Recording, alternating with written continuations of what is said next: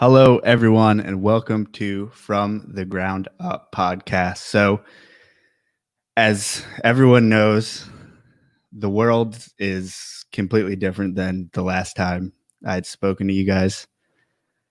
Obviously, there's protests going on all over the country. And quite frankly, I feel really bad, or I've missed not mentioning this or saying anything about this. And I feel kind of weird doing a podcast right now. But the matter of the fact is that in this country, unfortunately, not everyone is treated equally. And I see a lot of people post about Black Lives Matter on social media with a mob of comments saying all lives matter. And listen, I hear you, but Black Lives Matter is not meant to be at the exclusion of anyone else.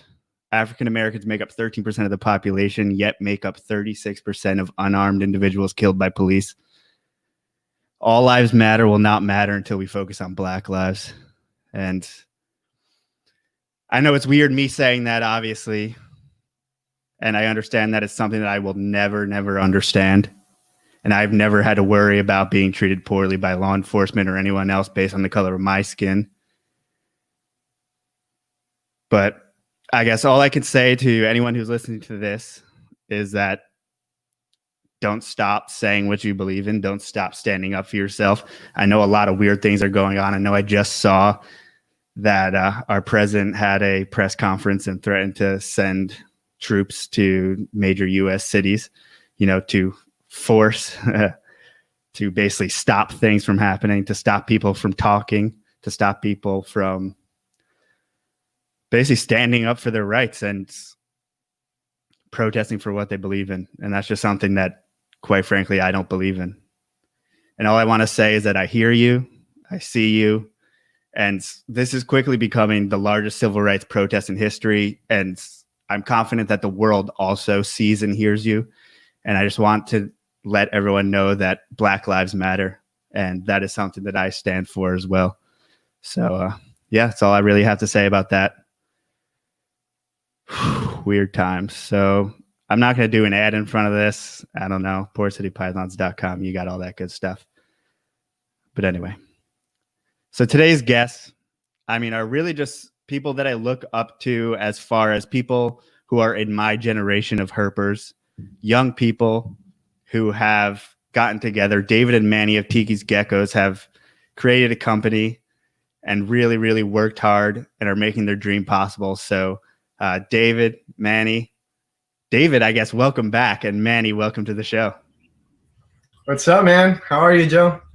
I am doing okay. So obviously, like I said before, if people haven't listened to the first episode, it was probably 2 to 3 years ago. So I'm sure there's a lot more people that are going to listen to this one. So if you haven't listened to that one, go listen to that first episode and learn how David got into it. But Manny, how did you first get into reptiles? So my love for animals, honestly, was with me since I was a kid. I was always fascinated, interested by animals. And actually, my grandfather, when I was a little kid, taught me how to fish in my backyard. And my first journey into breeding animals was actually with fish and birds with my grandfather and my dad. And once, honestly, I was in high school, I met David. And I remember I went to his house. And I just see like a bunch of little Crested gecko containers and tubs. I'm like, whoa, what is this? He basically taught me, like, he's like, yo, you can actually keep these guys and hold them. It's like so different from my beta fish that I used to breed back in high school. And I honestly instantly fell in love. Like soon after, he taught me a lot and sold me my first Crested gecko that I have till this day. So that's what really got me into these animals. And then once I started, acquiring some of my own, and honestly, the turning point for me was when I got my first panther chameleon. I was just absolutely blown away at their beauty and, just their character and just all that. And I've never looked back from that day. And now we, thankfully we're doing this together. And it's good because not only do we share the same love, we're actually also like best friends. So that, that helps a lot. Yeah. So how do you guys kind of split responsibilities? That's we just kind of first things first, and I think it's really important. We trust each other. Yeah. We trust each other to make our own decisions. I handle a lot of the maintaining the animals, specifically more the non-New Caledonian Gecko stuff. The blue tongues, the chameleons, the Euromastics, basically everything that's not a New Caledonian Gecko. I'm basically taking care of, trying to breed and trying to take care of all that stuff. And David actually handles most of the online work, the contacting of customers, the promoting, obviously, with the Instagram, the TikTok, the YouTube, all that stuff. So, we kind of divide work into that. Obviously, if one needs help, we're going to help each other as much as we can. And, thankfully, we have some really great employees, too, that help us a lot. Yeah. So how did Tikis Gecko start? I mean, what did you guys start with as far as animals go?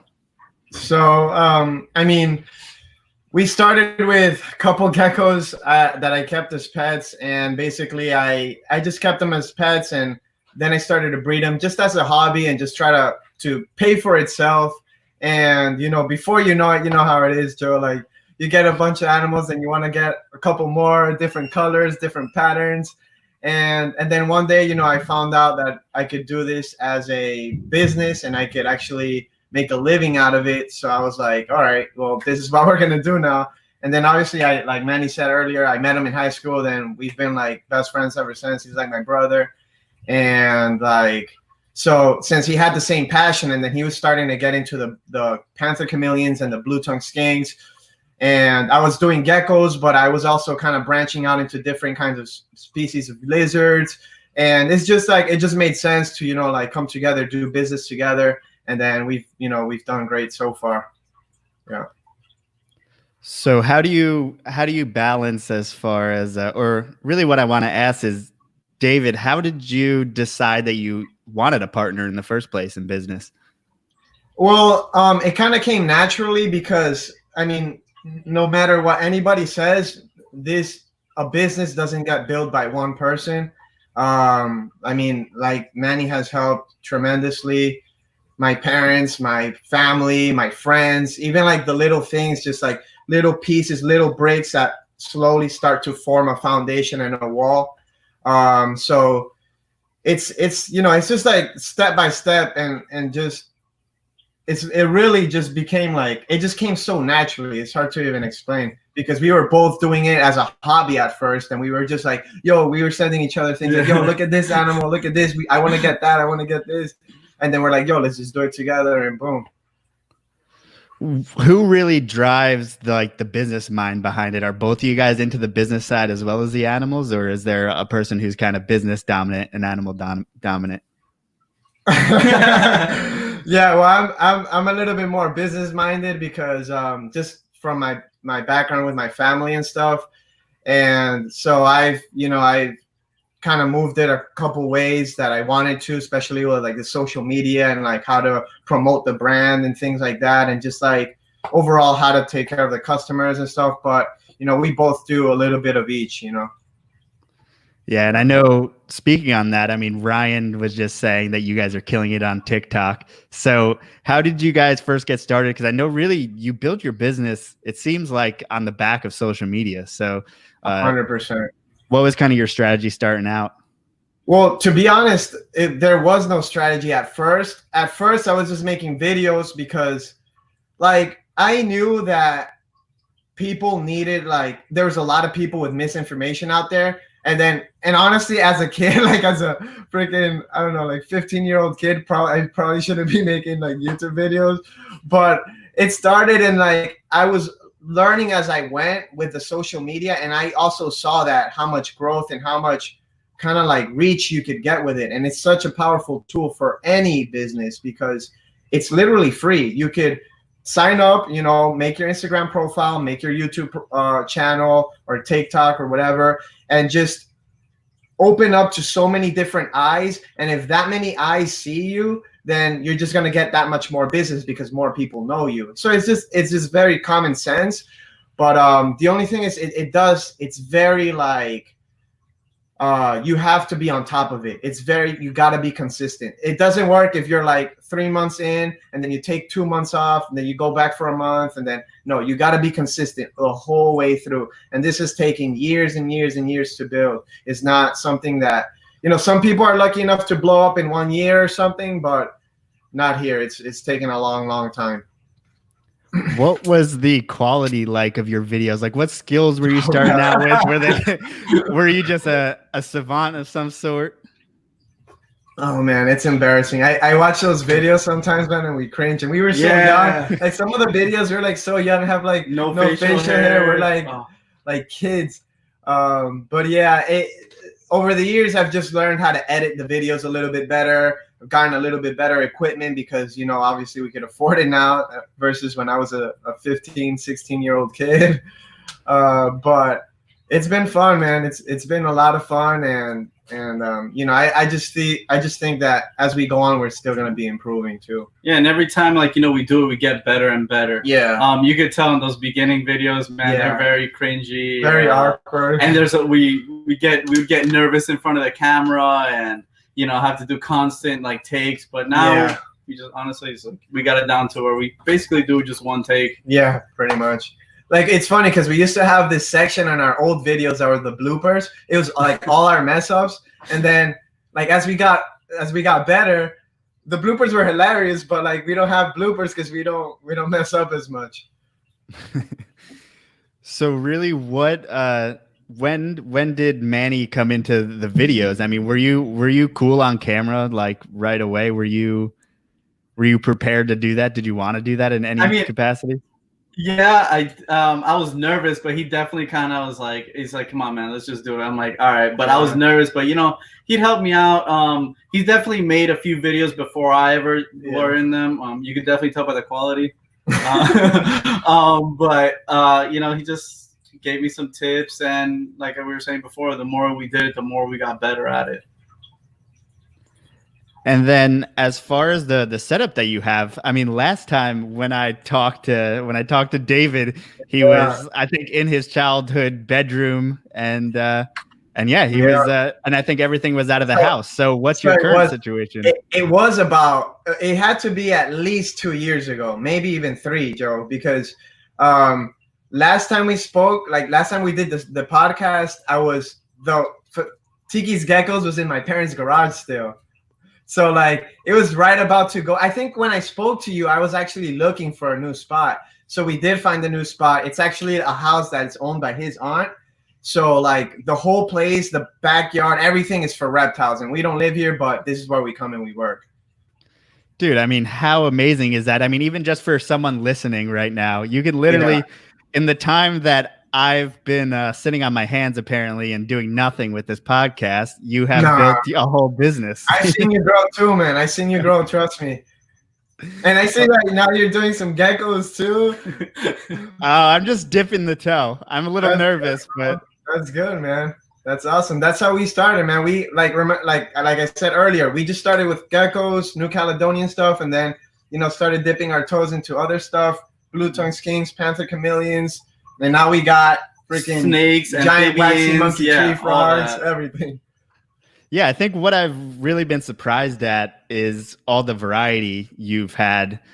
Just kind of random, one-off, kind of rarer things that I've seen you guys been putting up. Yeah, I mean, it's kind of like like Pokemon. Like, you like all these animals, and you're like, oh man, I wish I could have them all. And we're so privileged that we get to actually work with all these guys. So, and being in the business for so long, we know a lot of different people that have rare species of animals that we could get our hands on. And yeah, it's amazing, man. When I was a kid, I did not expect this at all, but I'm happy I'm here right now. How important is proximity to, I mean, all these giant reptile companies, distributors, importers, all that stuff? It's super important. There's just the fact that we could go and pick out animals ourselves is so important, because obviously when you're working with so many animals and imports and stuff like that, or not even if it's just like a nice batch of animals, you want to pick out the nicest stuff personally, you know? And then we got a lot of big distributors here, like you're saying, and we could basically drive to all of them. So that's what we do.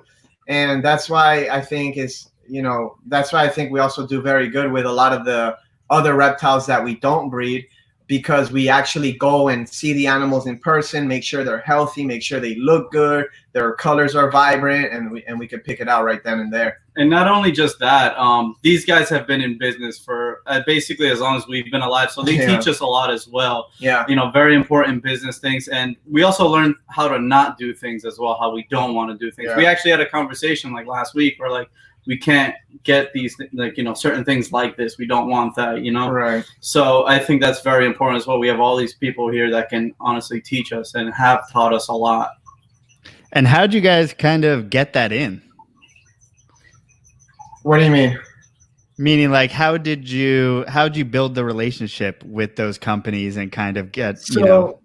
Well, for being in the industry so long and, you know, just being at reptile shows, you meet a lot of people, but both of us worked for Underground Reptiles a couple years back. And I've known the owner of Underground Reptiles for a long, long time. I mean, since he used to go to the gym I trained when I was like 15 years old. And then I would go to his store all the time. And then there's other people, distributors around here that, you know, since we started the business and we're getting more new animals, we go and we talk to them. And just like over time, we've built relationships with these people. And behind you, I mean, I see all these kind of naturalistic setups and stuff going on. I saw you posted a video of this Abronia setup, which was just absolutely ridiculous. Yeah. So what's kind of your methodology as far as setting up animals? It seems like you've been kind of keeping a mix of, you know, pretty simple stuff, but also, you know, very, very naturalistic as well. Yeah. So a couple of things that, you know, we set up an animal depending on where they come from. You know, so are they from a humid rainforest? Are they from the dry desert? You know, so we look at that. For example, we have a whole hot room, not venomous, but hot as in the temperature's hot, for all of our hot and dry animals. So anything like bearded dragons, Uromastics, blue-tongued skinks, anything like that, we're going to move it in that room because it's just naturally warmer and they like it like that. If they like, you know, dry environments, there's a bunch of different substrate we use. Like for Uromastics, they come from rocky areas, so we're going to use some little rocks, pea pebbles, stuff like that. So we really got to look at where the animal comes from, its geography, and what are the requirements of it. Like the Abronias, humid, but they're in higher altitude, so they like cooler temps. So we move them to a cooler part of the house, and we provide, you know, the branches, the humid substrate, the UV light, all the things they require to thrive.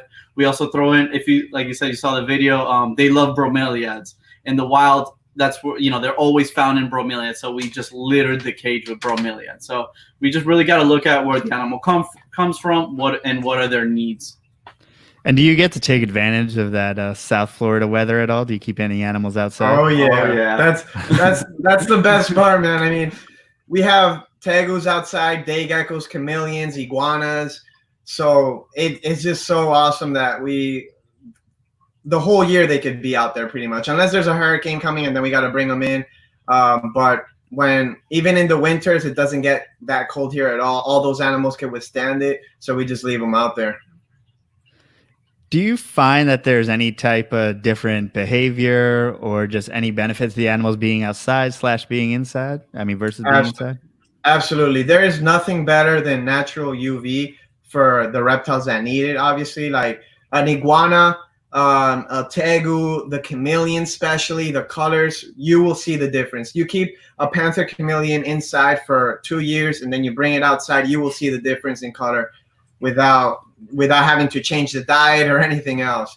And then obviously, so like you asked about like the behavior. So the tegus, for example, when you put them outside in that heat, they just get like, they're that much more vigorous. So it's really cool to see. Like it's like their instincts kick in a little bit more. They're still our puppies, but they definitely, when we first took them out, they were like, there was a little week of like wildness in them for sure.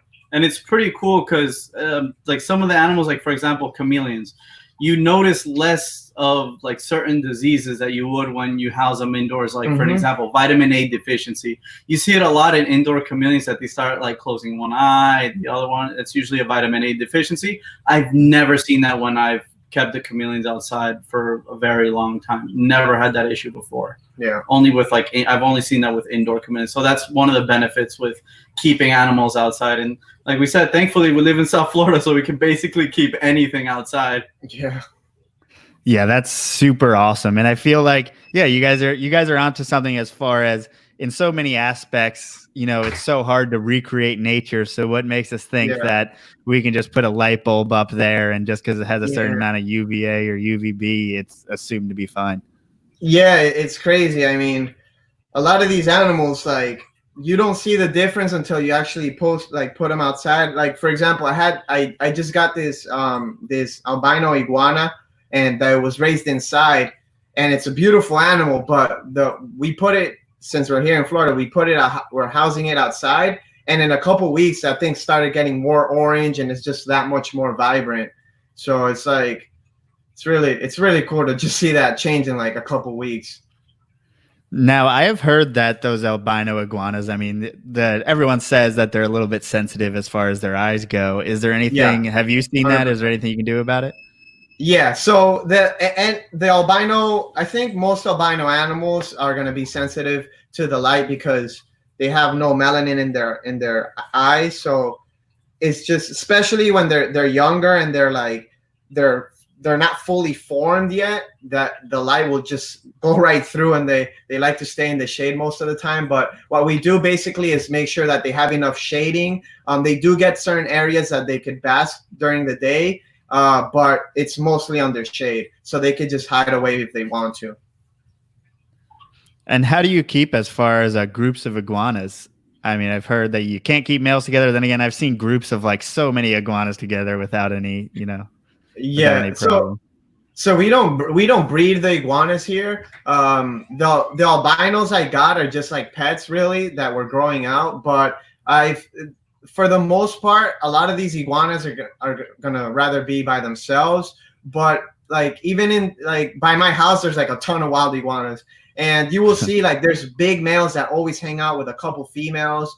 So as long as there's appropriate amount of space and there's not like two males in one cage, then it shouldn't be a problem. But the space is as long as they have enough space, you could keep like a male with a couple females, because we see it here in the wild all the time. Yeah, I guess that is kind of weird that you can actually have interactions with wildlife, with like the Florida wildlife. Yeah. I mean, do you see any animals hanging around and kind of benefiting off of what you're giving your animals? Oh yeah. Every time we go outside to feed the chameleons or whatever, anything that eats the bugs outside, whatever jumps out of my hand or whoever's feeding his hand, the brown and nose, curly tails, all that stuff. Marine toads. We actually did a video of us herping in our little yard. Like, we didn't even leave our yard. We just herped and caught like a couple different species of animals that are just here munching off of the crickets that we feed. And they're very bold. As soon as that bug hits the ground, they're on top of it before you can even bend down and pick it up. Yeah. Dude, that is what you're surrounded by, animals that you're meant to keep as well as animals that just show up. It's yeah.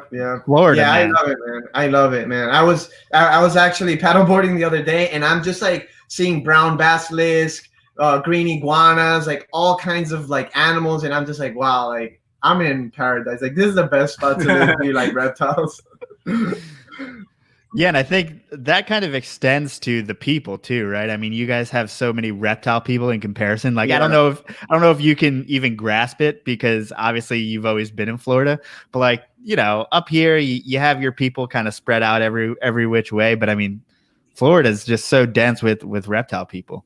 Yeah, it really is. I mean, you go to Miami, there's a reptile shop around the corner everywhere. And a lot of our friends who are also reptile people are all like within 10 miles. Yeah, and it could be like 20 of us. Yeah, easy. We have a lot of like, and that's the people that we know, and there's a ton of others that we don't know that are also in the area. So yeah, I think we might have like the largest like reptile like people community. I think us in California for sure. Yeah, and now maybe, I mean, talking about all those people, I mean, you guys have probably had to ask on other help other than just you guys at this point, right? Yeah. So us two, and then 3 more employees. And how do you go about, and I mean, I'm kind of in this area right now where I'm kind of at the spot where I just need one person just to kind of clean cages, maybe a couple times a week or something like Yeah. that. So how do you go kind of vetting out people and finding someone to do that? So luckily, since like we were saying earlier, we know so many people in this, animal people and reptile people. I can literally get like 10 people that could do a good job here. But yeah, it's just been recommendations of people from people that I really trust and that they tell me, oh, they're good workers, or people I know in the animal world. So it's easier to teach somebody that knows about animals how to do something, like how to take care of a crested gecko or a monkey tree frog or whatever, than it is to get somebody fresh off the street that doesn't know anything about animals and teach them everything from scratch. But it's also just important to have somebody that you trust. I think that's the most important part, because we're here. There's a lot of expensive animals here, and there's a lot of like, just you want to have somebody you could trust always. Yeah, I guess cleaning cages really isn't that difficult, but anyone could do it. But then again, you want someone who's attentive to your animals and everything like that and can spot the problems. But I mean, yeah, you also don't want people who you distrust. I mean, that's probably the number one thing. That's the number one for sure. At least for me, like that's the number one. And now, how do you go about, like, you're talking about all these different animals that you have, and how do you go about when you're trying to look for a new animal to get and kind of teaching yourselves to do that? And then you just taught yourself, and then you kind of have to pass it on to the employees too. And how do you go around like husbandry of that? Yeah, so luckily what happens is that a lot of these animals are very similar. So when we talk about, like, for example, arboreal lizards, a lot of them are going to be very, very similar. Some might have a little differences, but for the most part, when we're talking about an arboreal lizard, a nocturnal, gecko, they're all going to be very similar. So of course, we do our research. A lot of times it's like we come about these animals at a reptile show, or like a Facebook post or something, and we're like, yo, what is that? And then we send that to each other, and we're like, all right, let's find out how we can get this. And then we're like, I'm gonna get it. And when the other one's like, nah, man, should we? He's like, yeah, I'm gonna get it. And we get it. Yeah, exactly. So, I think it's important to kind of point out is that, all of us agree that, hey, you should do proper research before getting an animal. 100%. But then again, when you have hundreds of animals and you kind of know the parameters, and you always have a few things at home, cages lying around, and it's like you can make it work. Exactly, Joe. It's like if somebody that's never kept any snakes wants to get like a freaking ball python or something, they have to do their due diligence. They have to do their research, right? But you've kept a lot of different species of snakes, and you're gonna get another one. How snakes, for the most part, the behavior, what they like, how some snakes, the type of environment most snakes come from. So it's easier for you to pick something up when it comes to a new animal. So you still have to do your research, but you're not going to be freaking out if the animal doesn't eat the first 3 days, because that, and sometimes it takes a minute, for example. I don't know. Yeah, I think what's real cool, especially about like those gecko species, those new Caledonian geckos, is that there is a good amount of variety. I mean, you can keep on kind of testing new boundaries and new species and stuff like that, but they all kind of seem to have some pretty basic parameters. Yeah. So can you talk about a little bit about how you went from like crested geckos, gargoyle geckos? Now, I mean, you have Chahuas, and you have those. Hell, I don't even know what the Latin names are. I was looking at, my friend Chris was showing me a whole bunch of them, and there's a bunch of amazing species, new Caledonian geckos. Yeah. The good thing about the new Caledonian geckos is that they are super, super simple. And part of that is because of what they eat. A lot of them the staple diet is going to be, the crested gecko diet, Rapacia or Pangea. So that makes life a lot easier, because crickets are annoying, man. They're such annoying. They die. You gotta gut load them. You gotta feed them. They die. They smell. So reducing the amount of crickets that you feed is gonna be that much easier. And you know, Crested Gecko, a Gargoyle Gecko, and a Leachianus, same kind of temperature range, same kind of like humidity, pretty much. So, you know, it's easy to hop from one to the other and to the other. All you got to do is basically adjust tank size or something. Yeah. And now I want to talk because obviously I just got Crested Geckos and Gargoyle Geckos and all that stuff. So I was super stoked when I saw it. I'm looking through your Instagram. I'm like, no way, you got Gargoyle Geckos now.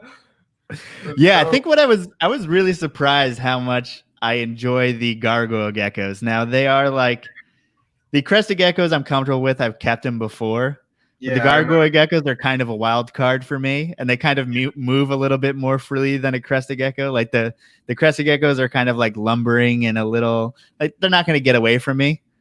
But right. I feel like the Gargoyle Geckos are a little bit more shifty, but not awfully bad in comparison to pretty much every other lizard species or gecko species.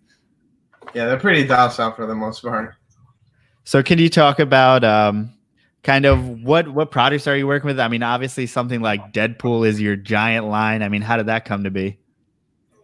Well, basically, Deadpool is one of these red striped gargoyles that I acquired from a friend of mine, and that animal has been like, it's just been a cornerstone animal for us. But actually, I got somebody knocking on the door real quick. But yeah, go ahead. So it's been a cornerstone animal for us, and we've selectively bred that line to be as red as possible. And as far as lineage goes for gargoyle geckos and stuff like that, I mean, how does that work? What are the right ways to go about, you know, naming a project or a lineage, or are there morphs? I mean, how do you name these things? Well, a lot of the morphs are already named, so I don't have to like necessarily make something up. But for example, for the Deadpool, that was just the name I liked for the gecko. Like I thought it matched the gecko perfectly. And I also think it's very important for you reptile people out there that are breeding animals. It's important to get an animal that is like, that people are gonna kind of like know you for, like, yeah, like recognize, like they yeah, see that and an like, animal wow. that they're gonna recognize, an animal that they're gonna know you for, an animal that is obviously beautiful and everything. But that's a part of marketing, like getting people to recognize that animal and wanting to get babies from that animal. That's like part of what we do too, you know. Yeah, that Deadpool is like anything that gets put next to a gargoyle that's for sale says Deadpool is just gone instantly, because you know, it's such a popular guy, and the name just is so fitting. Right, and it's not just obviously the name, but it's the genetics, because if it didn't have that, it wouldn't be where it is. The animal Deadpool himself produces some like incredible red striped animals that hold their color so well. A lot of times people will say, oh, here's a red stripe, like they're both red striped geckos, but it doesn't mean the same thing. I mean, you know this, Joe. Like some animals, you could have lavender albino ball python and another lavender albino ball python, but they could be very, very different in terms of how crisp the color is, how much it pops, how they keep it too as they get older. Yeah, exactly. How they keep the color as they age. So it's very important.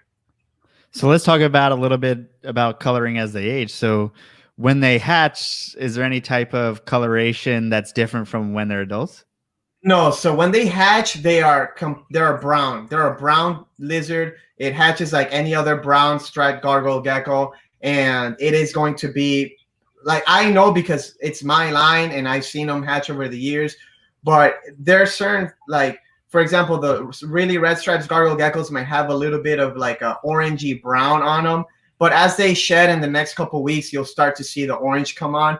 And they start orange, and a lot of them will go fully red, and some will stay orange. Some will be orange and red. But so it depends on the lines.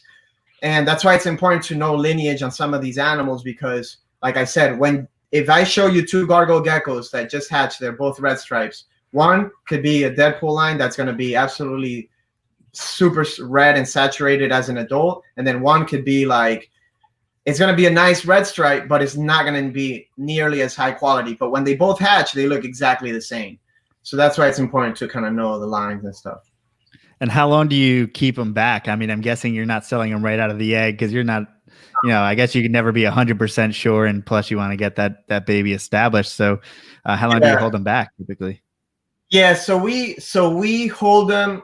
I hold them for, especially the Deadpool stuff. I like to hold a little bit longer because the colors, sometimes some animals will take a little bit more to develop, a couple more weeks to develop. So I'll just hold it to make sure I'm not selling something I might want to keep, or I'm not undervaluing it or overvaluing it, So that's what I'll keep it for about, like, let's say a Gargoyle Gecko, red stripe Gargoyle Gecko, maybe around like 3 months or so before I sell it.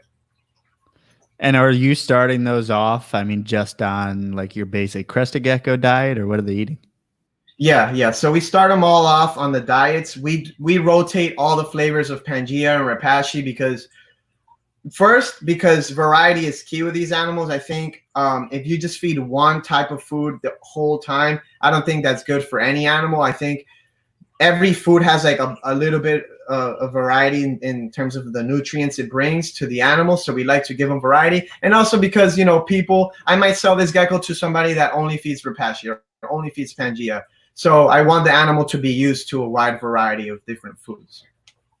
I think the thing that most threw me off when I had first gotten the Gargs was that I was feeding my Crested Geckos on the same schedule as the Gargoyle Geckos, and my Cresteds were eating, and my Gargs were just not even eating nearly as much. So can you talk about, I mean, are there different feeding rates there? How much do you feed in comparison to a Crested Gecko? Or yeah, so we feed them all pretty much the same, but we do, like, for example, if you're feeding an animal and you see that next time you go to feed that animal, the bowl is completely cleaned out, then you add a little bit more next time. And we kind of go on an individual basis. So because there are some Gargoyle Geckos that will eat pig out every single time you put food in there, and then there are some that won't be as vigorous. So it just depends on the animal, on the specific animal. But it's also important. There's certain things you could do to get their appetite going a little bit more, keeping it a little bit warmer. Especially for gargoyles, like that really increases their appetite a lot, like 79 degrees. Yeah. That definitely gets them going more. But like as David mentioned, it kind of is on an individual animal basis as much as they eat. Some animals are just gonna grow at ridiculous rates no matter how much you feed them, and others are just you feed it exactly the same, but it's just growing a lot slower. Yeah. And are they just as readily feeding on insects? Are you giving them any insects? So Gargoyle Geckos are a little bit harder to get on insects at a young age. A lot of times you can throw insects in there and they'll go for them right away. But we actually did a YouTube video on this also. There's a couple tricks that you could do that will kind of like get the gecko started on crickets. For example, you grab the little cricket, you rip off its head. If you're throwing live crickets in there and the gecko's not eating, it sounds psychotic, but it's true. Yeah. It's kind of like braining a pinky. So you grab a little cricket, you rip off its head where the juice comes out, and you put it close towards the gecko's mouth. I'm gonna swing a little bit to the right. When they taste that, they go for it a lot of the time. Sometimes it takes you a couple tries, but yeah. So it's don't ask me who smile and giggle while you rip the head off. Yeah, no, you actually got to be very. Oh yeah, that's a key, major key right there. Wow, that's wild. And so they're not, because it's weird, because especially a lot of baby snakes I'm used to, like a lot of times they cue in on movement and stuff like that, and that's usually how you get started. It's like you want to go to live, so you typically, but they don't really have that natural reaction to get started on a cricket that's hopping around. Yeah, I found out that, like, over the years, gargoyles for some reason are less likely to go for crickets at a young age than, like, let's say a Crested Gecko. Crested Geckos are usually on it the first time you show them a cricket. Gargoyles, it takes them a little bit more. So what I like to do is I'll throw crickets in there, a couple, because if you throw too much, it's going to overwhelm the animal. Just a couple. If you see that he goes for them right away, then you don't got to do anything. You could do it like once a week and start feeding from there. But if you don't see that the animal is going for them right away, you could do that trick I talked about, and usually that gets them going. And then you could just throw live crickets in there afterwards. So you got a taste for them, and they go for them by themselves. And what's the typical growth rate on a gargoyle gecko? I mean, how long does it take to get them to maturity? So like Manny was saying earlier, it depends on the individual, but for the most part, to get to sexual maturity, it's going to take about 2 years. If you keep the temperature 78, 80 degrees, and you're feeding them constantly, making sure that they always have food available, and also supplementing with insects. Insects is a big thing. If you feed insects once a week, they're going to grow a lot quicker. The same gecko will grow 3 times quicker on insects once a week than a gecko that's not being fed insects. So feeding them insects, and also, keeping it a little bit warmer, making sure they have food available at all times. And the first 2, 3, or 4 years of that animal's life are super important. If an animal is, 4 years old and it's still this big, you can still get it to full size, obviously, but it's not going to be as big as it could have been if you kind of like were on top of it when he was in the first 2 years. So it seems like, most people want to keep these at room temperature. They want to keep them at like 70, 72 just in their house. But it seems like if you want to be a breeder and someone doing it on a consistent basis, I mean, you want to be at that higher range. Yeah. So for the babies, I would say like babies, 75 is like the sweet spot. It's a perfect temperature, even for crested geckos. As they start getting a little bit older, putting on more size, put them at 80 degrees, 78 to 80 degrees, and they'll start growing a lot quicker. Yeah, I mean, that's their metabolism. Absolutely. And now gargoyle geckos pairing. How do you pair these guys? Do you keep them together? Do you keep them in groups? How does that work? So we pair them up in the winter time, and so when it's cool, their metabolism's a lot slower. They're less likely to be aggressive to each other because they are slower, and we just make sure that they're paired up in a neutral cage, and that they eat the day before, and that they have food the day of, and that usually does the trick. Rarely, very, very rarely will the gargoyles go after each other viciously. Also, another important factor is to have a lot of visual barriers. They'll have a lot of foliage, a lot of branches and stuff that they could kind of like not be in direct line of sight from each other, and they could kind of hide from each other if they feel like they want to do that. And that usually gets rid of all the problems. Yeah, and you also don't want to, like, let's say you have a cage for your female garg and then you put that male in there. Like, no, you kind of want to either clean everything down so there's no scent. So that makes it less likely for them to be territorial over the other one. Exactly.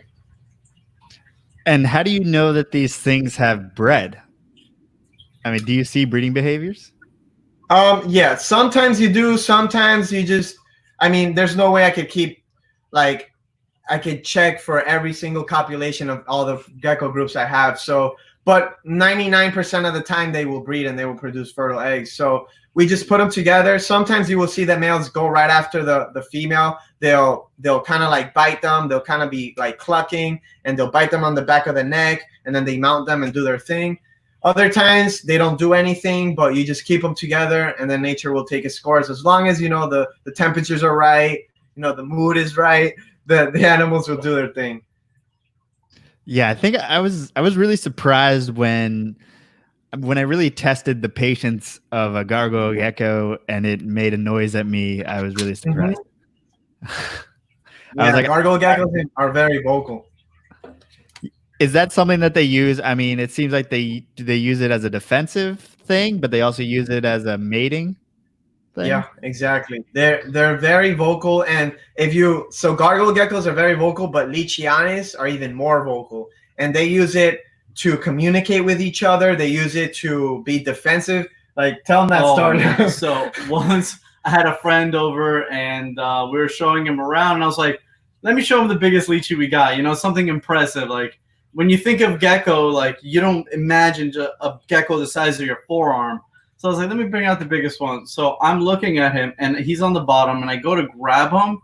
He looks up at me, and he just does a scream from hell. that I've never heard before, and it freaked me out, and I literally just Close grabbed the lid it, and put the tub back. It's like I got this other one over here. It's nicer. Yeah, so they'll do that as a defensive, but they also cluck and like they communicate with each other a lot. I think the leeches have the largest range, right? For back geckos for sure. Might even be lizards. Like vocal range? Yeah, vocal range, yes. Wow. So what does a scream sound like? I mean, man, I think I'm just gonna have to enact it because it goes I'm like, but louder than that. And man, sorry for screaming in everyone's ear, but it was like that, but louder. It pierced my soul, and I was like, okay, I'm gonna leave you alone. You're gonna go back to your up there, and I'll pull out another gecko. Well, at least he let you know. I mean, what is the bite of a lychee like? It's pretty. It hurts for sure. The good thing about lychees though, it's not like a tokay gecko. A tokay gecko will clamp on and will not let go. A lychee will just hit you, kind of like a snake. It hits you, and then just to let you know, like, yo, don't touch me. And then it'll just kind of puff up at you and stuff. Yeah. It'll scream at you maybe. But they could definitely draw blood. Oh yeah, especially yeah. The bigger no, ones. I had the other day a juvenile this big bit me and it drew blood, and I was like, wow, you're not even that big. So I guess going back to on topic what we were talking about, even though I mean I love talking about screaming leeches. I mean I gotta go down that road. But yeah. So we're talking about breeding gargoyle geckos, so pairing them, all that good stuff. But what happens when you get eggs? How often do they lay eggs? So gargoyle geckos aren't as prolific as crested geckos. My crested geckos, almost like on the day, 30 days every month, they will lay eggs. Gargoyle geckos are a little bit more irregular, but still pretty consistent. It depends on the females as well. Usually, like the first breeding year for a female is not the best. Usually, the second, third, and so on, they start getting better. But it's about the same. 30 to 45 days usually they'll lay a clutch of 2 eggs. Incubation. I mean, do you guys have an incubator? Can you incubate them in the room? Yeah, we incubate them at room temperature, 75 degrees. And literally we have a closet just for them, and that's it. Yeah. Are there any worries of temperature swings, or can it be pretty loose? So as long as it's like in the, as long as it's not like one day 68 degrees and then the next day 85 degrees, and like a spike that quick could damage the eggs, could damage the embryo and stuff. But no, it's pretty much this facility is pretty much at a constant 76, 77 degrees. So there's just kind of like any home, kind of maintains a certain temperature. Yeah. And it's not too many. And if you're at home and let's say during the nighttime you drop your temp, let's say you're at 68 at night or something, and then during the day you put it to 75, that's fine as well. The geckos will hatch normal. It takes a little bit longer when they're a little cooler, but the geckos should still hatch. And now, I mean, even just for keeping geckos, I didn't even think about that. Like temperature swings, just keeping, is that okay? Say, even if it's within that range, say 72 to 80 during the day, is that anything to worry about? No, the animals will handle it fine. Just like in nature, there's going to be warm days and cool days. I think those temperatures, like obviously nothing drastic, but I think those things are very important, and it helps the animal, not just with lighting, but also temperature, tell the difference between night and day, because, usually the days are a lot warmer and the nights are a lot cooler. So I think that is very important. And I actually seen some studies with people that you sleep a lot better when the temperature does drop. So it might work the same with these reptiles. And now, as far as like setting up a room and stuff like that, I mean, how do you suggest people keep one gargoyle gecko? Okay, so for one gargoyle gecko, you get, let's say you want one pet. You could keep it in like a lot. The exoterra tanks are very good. If you just got to monitor the humidity a little bit better, because they do have that screen top, the humidity kind of like leaves, but a glass tank usually holds it pretty well. In the past, years ago, I never provided water bowls for our gargoyle geckos, but it also depends on your environment, right? Because in my mom's garage where I was raising them, the humidity was at a constant higher. Now, when we moved to this facility, we had some changes, and we were like, oh, now like the humidity has dropped a little bit. So obviously, the geckos, we want to make sure the geckos are still healthy. So we started providing water bowls so they could drink water whenever they want and kind of like stay healthy. So for a tank, as long as you give it a good misting and you have a good substrate that's going to hold the humidity well, and a water bowl, you might just need to mist once or twice a day. You could even add what's it called, like a humid hide, if you're in a really dry place. For temperatures in the 70s, like we were saying, room temperature is the best. Anywhere from 70 degrees up into like 80 degrees, 85 degrees is a little bit pushing it, but it will work as well for like the gargoyle geckos. And, set up the enclosure with a lot of branches, a lot of plants, a lot of stuff for them to kind of climb around and hide in between, because they do like to do that. Obviously, the food is going to be the Pangea, the Rapashi. And then, like I said earlier, the water bowl, we've started to recommend that recently, because we see geckos, gargoyle geckos, and other geckos drink out of the water bowl regularly. Yeah, that is something that I do not do. So I wasn't sure if I'm a piece of shit keeper, or is that something? No, not at all, man. So like I said, it depends. Years ago, I wouldn't do that. And especially for babies, a water droplet makes up so much of their water intake that you might not need the water bowl, So for babies and juveniles, you might not need it, but it doesn't hurt to have it if you only keep one gecko.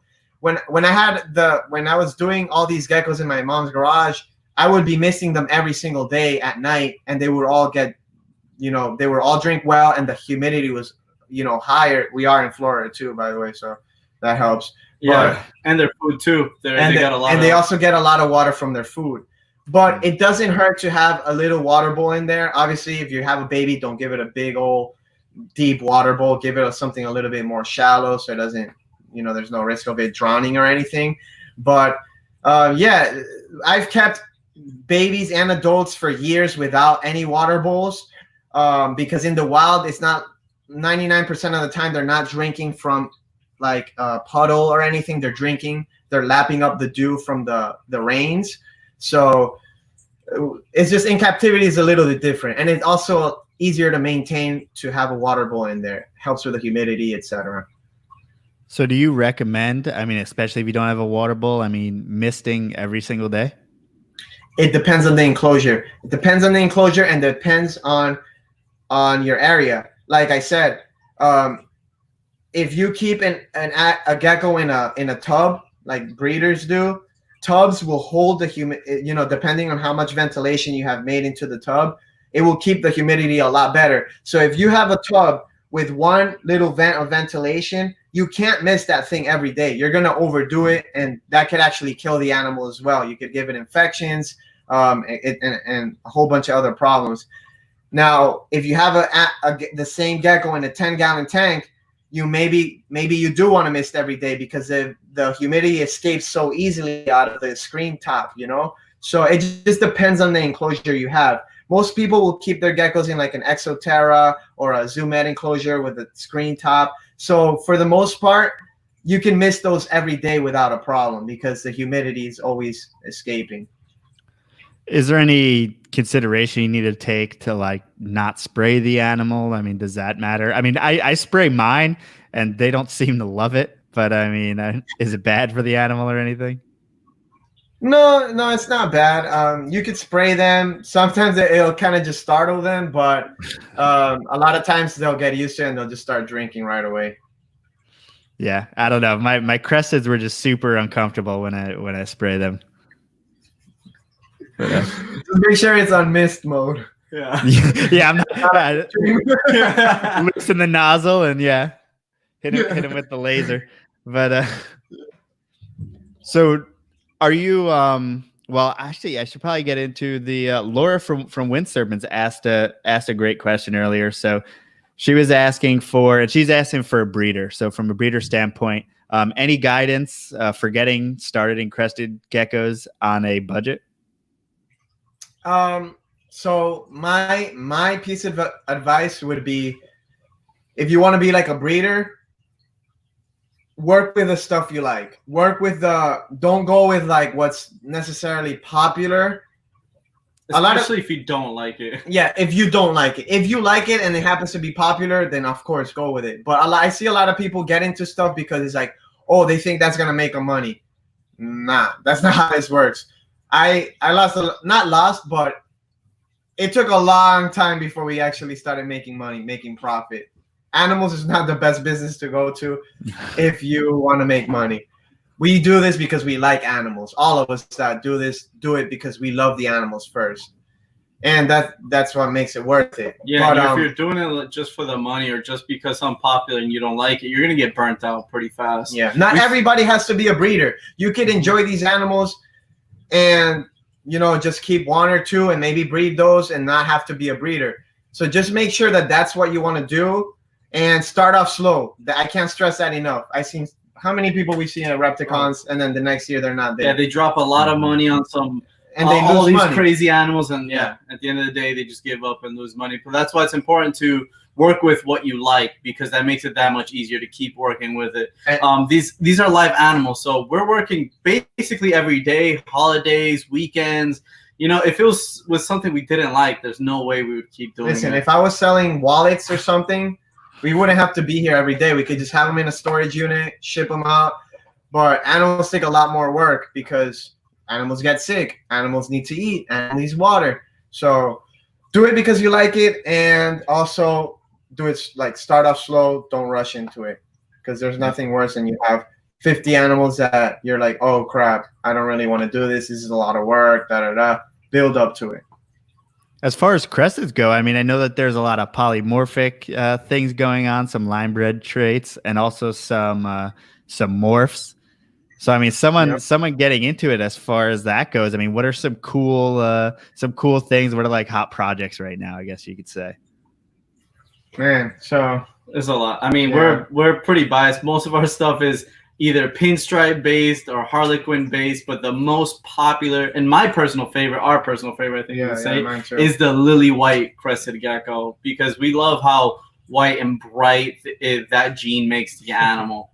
And man, it's like we're just throwing that to everything, trying to make all new crazy lily whites, and that's what our personal favorite is. Yeah, the lily white is a co-dom mutation, an incomplete dominant, so it's very easy to reproduce, and from one generation to the next, it will get that much better. It's so easy to like improve, because before, back in the day, we still had animals with a lot of white, a lot of cream and stuff, but it would take so long, and it's so much harder to reproduce and kind of like refine a non-lily white crested gecko or cream crested gecko than it is a lily white. That mutation is just like super special, man. We love that thing. They're incredible. And that photo is just one generation. Yeah, that's one. Yeah, exactly. That's one generation of us breeding it here. That one in there. So breeding this into other mutations, I mean, are there or into other traits, like, I don't know, what do you guys call that? Like, morphs. Say Harlequin. Yeah, morphs. Yeah, morphs. Okay. So are there certain morphs that detract from the lily white? Are there certain morphs that add to the lily white? Well, it depends on your taste. For example, like we have found out that when you breed lily whites to like extreme Harlequins, that's what the lily white cream tends to stick onto the Harlequin markings. So when you have an extreme Harlequin, it makes that much more white and that much more cream. And it creeps up a lot more on the sides than when you do it with like a quad stripe Crested Gecko that only stays the white about halfway. Exactly. So it kind of, it's something we've learned over the years of breeding and stuff, but I think the extreme Harlequins for sure, the extreme Harlequin pinstripes, man, that's like the pattern that the lily whites get is a lot more like spontaneous than like a regular Harlequin or a regular pinstripe. So that makes it a little bit more fun. And as far as mutations that would kind of detract from it would be like, I think like some of the phantom pinstripe lily whites, they're very neat, but in my opinion, they're not the best. Like I rather have an extreme Harlequin pinstripe lily white or a pinstripe lily white than a phantom pinstripe lily white. That first photo you actually pulled up was from a extreme Harlequin lily white, and that's why there's so much white covering the sides, the face, everywhere. And now there's another popular, I guess you could say, traditional mutation, Xanthic, right? So do you guys work with Xanthic, and have you crossed lily white with Xanthic? So we have one Xanthic male, and so the Xanthic, like, it's a recessive mutation, and we did pair him up to a female lily white. Excuse me. So we will have lily white het Xanthics eventually, and then in another generation we will create lily white Xanthics, which I think 2 people have already done. And now, say you're Xanthic in leopard gecko, in crested geckos is a little odd. I mean, they're a little bit darker, right? Yeah, so the Xanthic geckos are like all gray. Some will get really close to black, and some will be more of like a brown or a light gray coloration. But yeah, it's cool because you see some of them that have like specks of like the pattern on them. It will be like pure white on the Xanthics. And so, what does that do in combination with the lily white? Because I mean, you're basically going white and black. Yeah, that's exactly what it does. So the lily whites, there are some lily whites that are very, very high white, and there are some lily whites that are more cream looking. That they don't look as white; they're more cream. So when you take away the yellow from the cream, you're gonna get a pure white animal. Now, for some reason, Xanthics haven't. Like the Xanthic geckos don't get that much pattern for whatever reason. Oh, that's my picture. the Xanthic geckos, the Xanthic gene kind of mutes the pattern on a lot of them. But when you put it to the lily white comes through and it makes like a gorgeous black and white animal, or gray and white. Yeah, and pure white, not cream. Yeah, like real white. A lot of the geckos you see are going to be more cream white.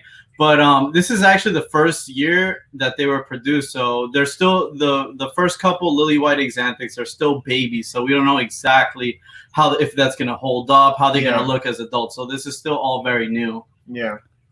Now this is something to where, I mean, I haven't been in it for a long time. I mean, there was zero like legitimate, I don't want to say legitimate, I don't know how to put it, but morphs in crested geckos.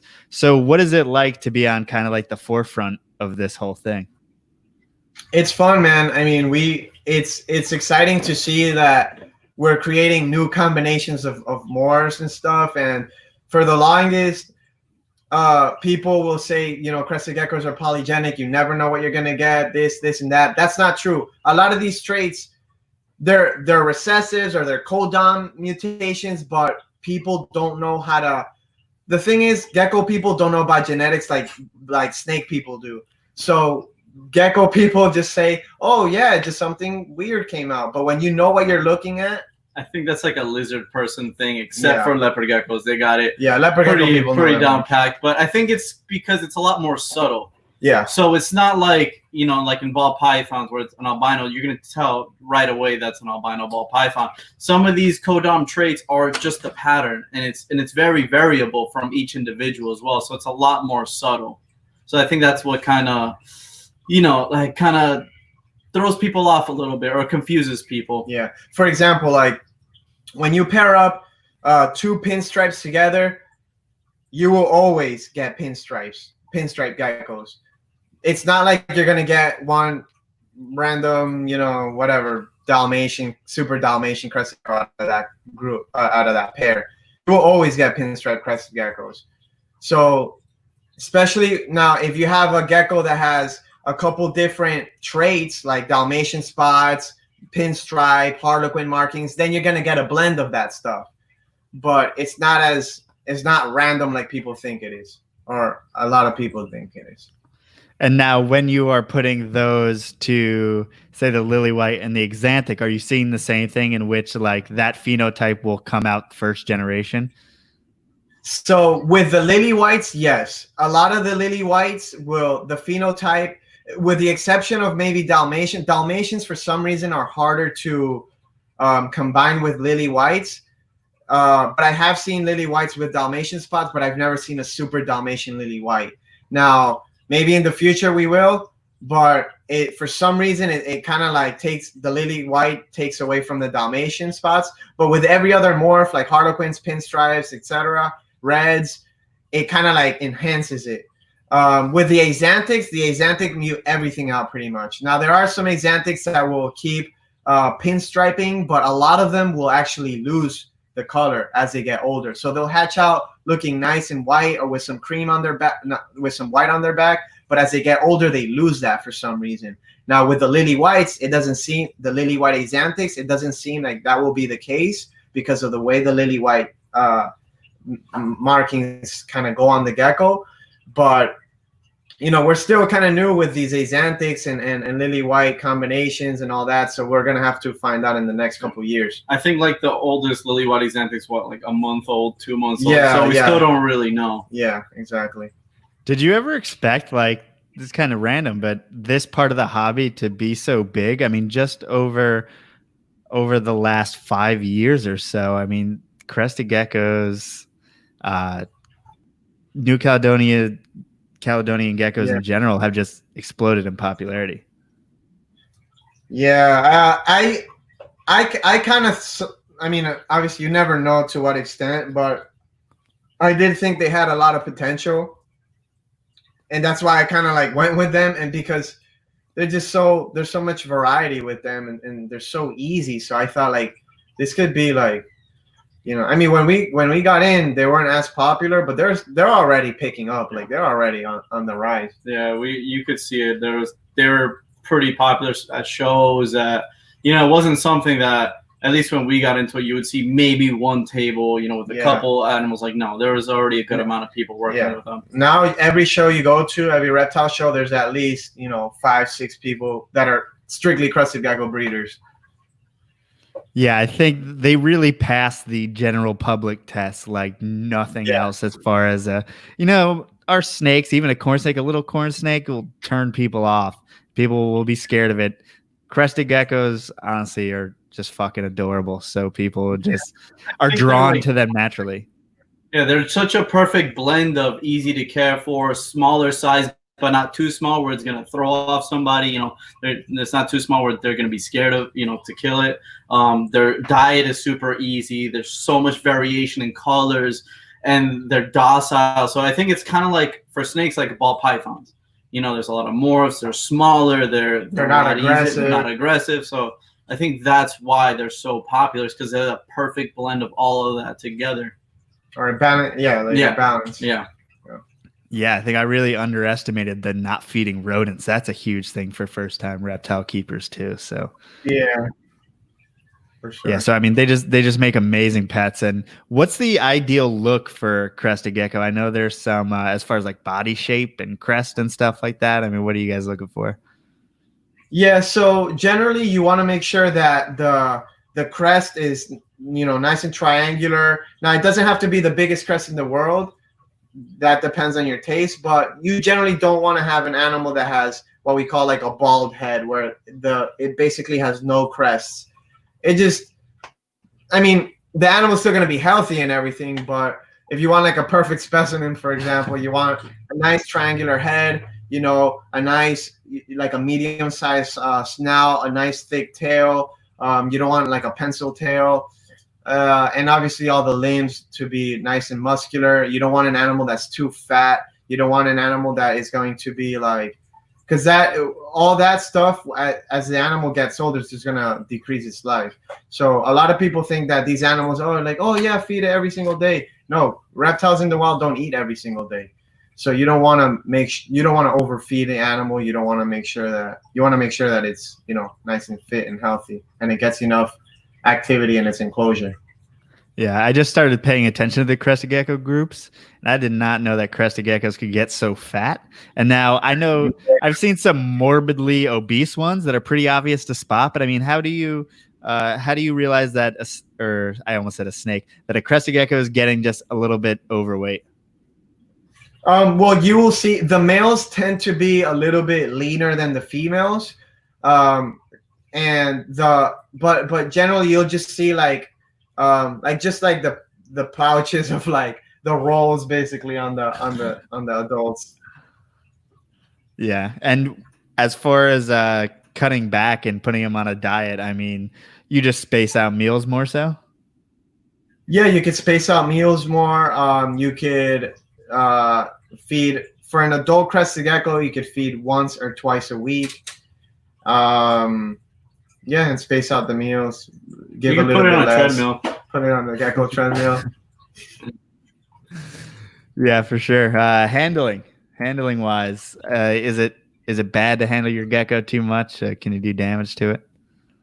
Well, obviously you want to be careful. The animal, it's a smaller animal. You don't want to, you don't want a little kid to like grasp it tight or whatever. When you're handling these animals, when you're handling it with a closed hand like that, if you're kind of like making it walk through a tunnel, it's gonna make the animal feel like it's getting taken by a predator, right? So you kind of want to just let it walk on you. Now, some animals will be more docile than others. Some will handling better than others. So it depends on the animal as well. Babies and juveniles in particular are a little bit more skittish because the world's trying to eat them at that size.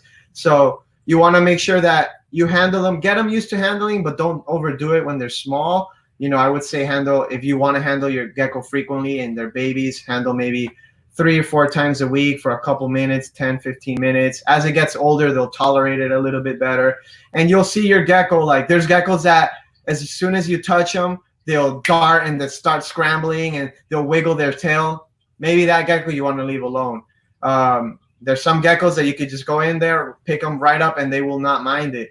So most Crested Geckos and Gargoyle Geckos are going to be like that. They might jump a little bit, but that's normal. But yeah, it's just it really depends on the individual geckos. We have some that are absolutely crazy, and then some that you could take out, put on your shoulder, and just stay there for like hours. One of his old Crested Geckos, he actually took a nap with it on his hand, and he woke up and it was still True there. Story. So. True story. One time I had my gecko, and I fell asleep. And then when I woke up, the gecko was still in my hand. I was like, okay, cool. I was freaking out. Yeah. And I noticed that with my animals is that, some will move around a bunch and some will just not move at all. I'm like, hey, dude, I want to see you like jump to my other hand. I was like, put my hand out just to see him jump. Like I'm no better than like a 12-year-old from the Facebook forums or whatever. Even us to this day, we're just like, kept trying to get him to jump for one hand. That's our party trick when we have people. We're like, come on, man, jump, do it. Touch him on the back so get him to jump.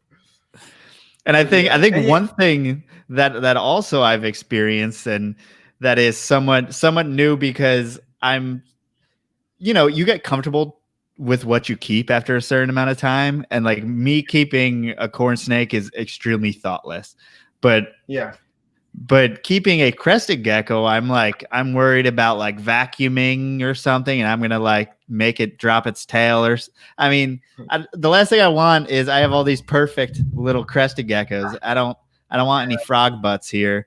How do I avoid that? And what are some things as far as what will make them drop their tails?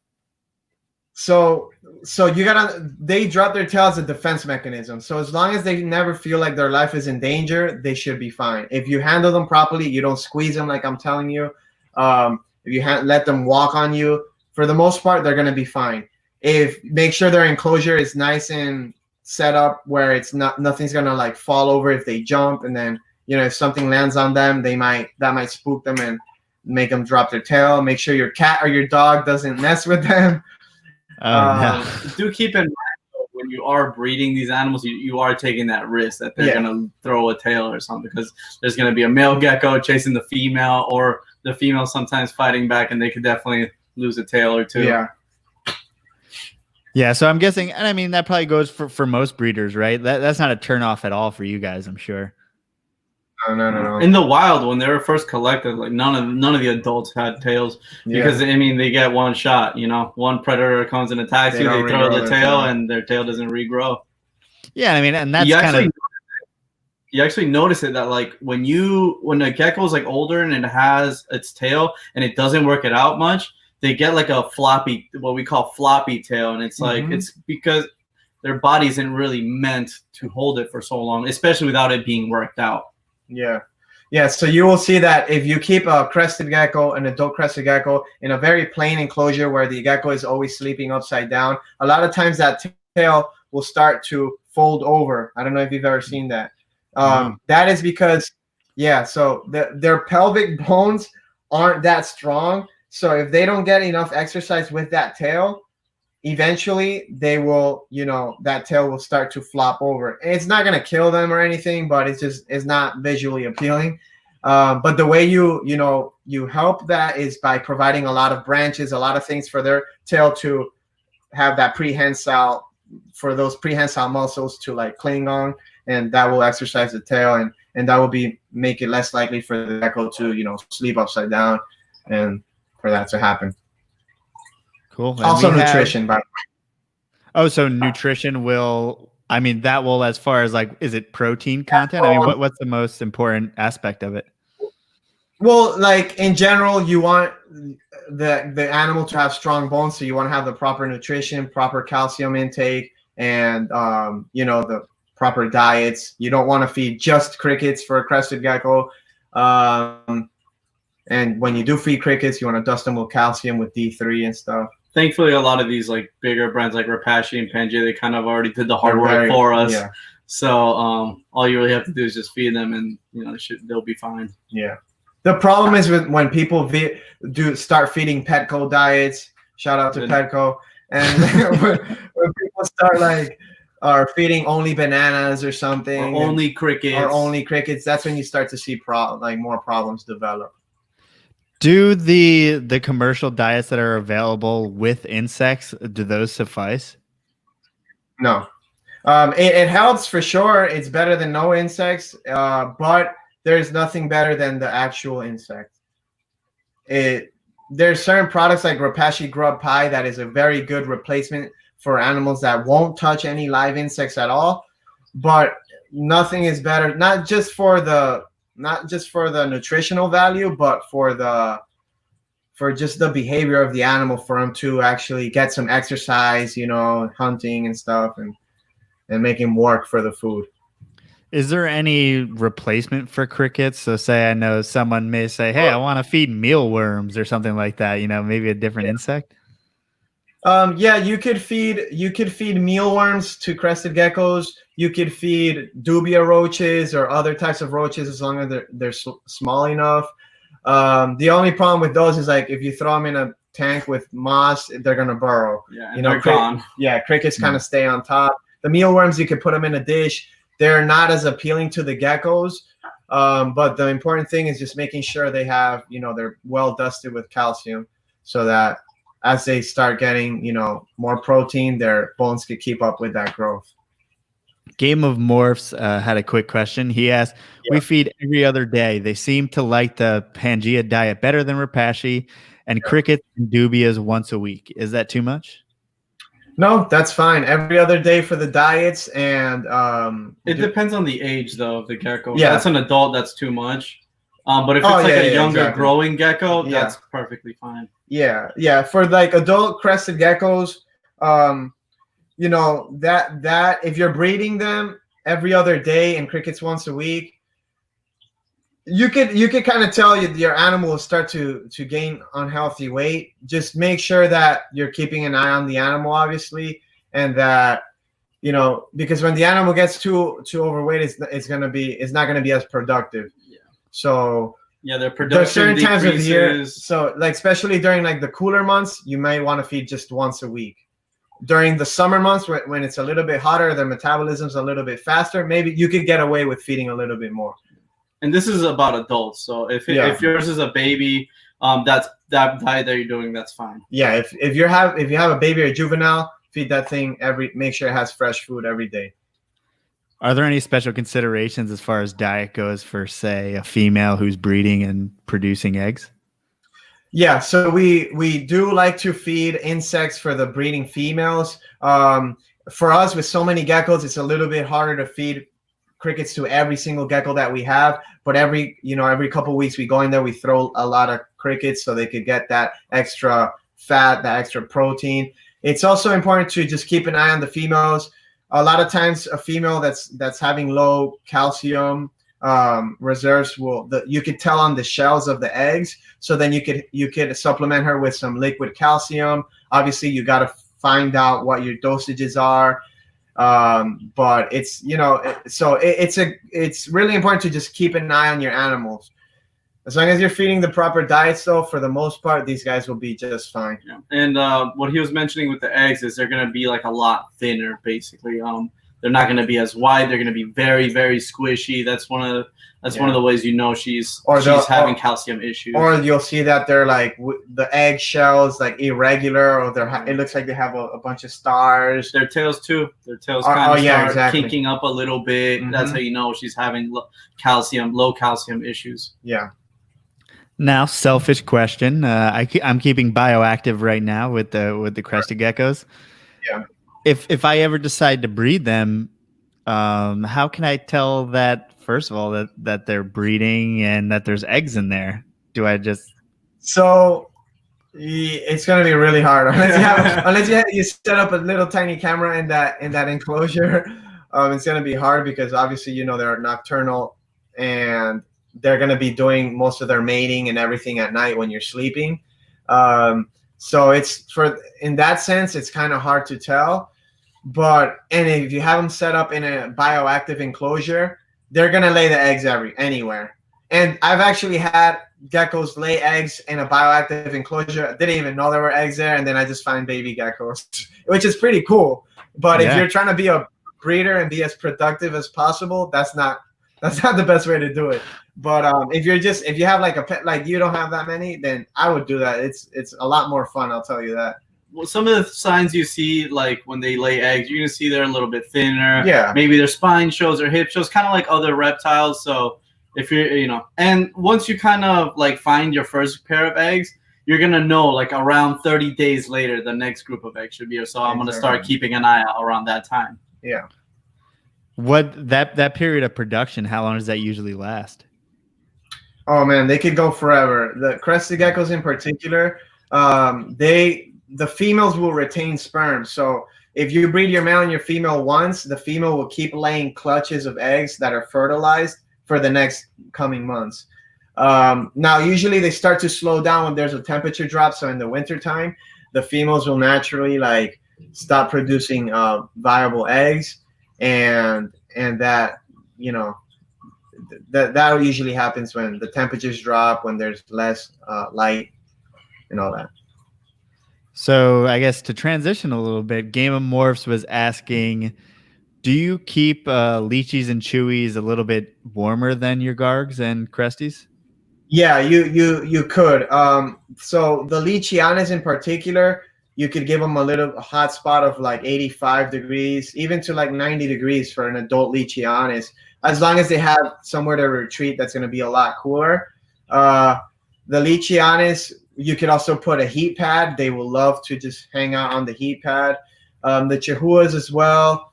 The main thing is just making sure that, the animals have somewhere to thermoregulate on their own if they feel like they're getting too hot or too cold. And now, I guess might as well just transition fully on the Leachies. I don't know. When did you first get into Leachianus geckos?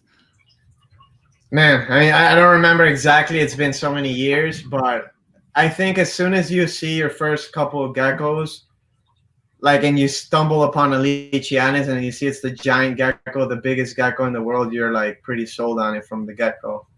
Pun intended.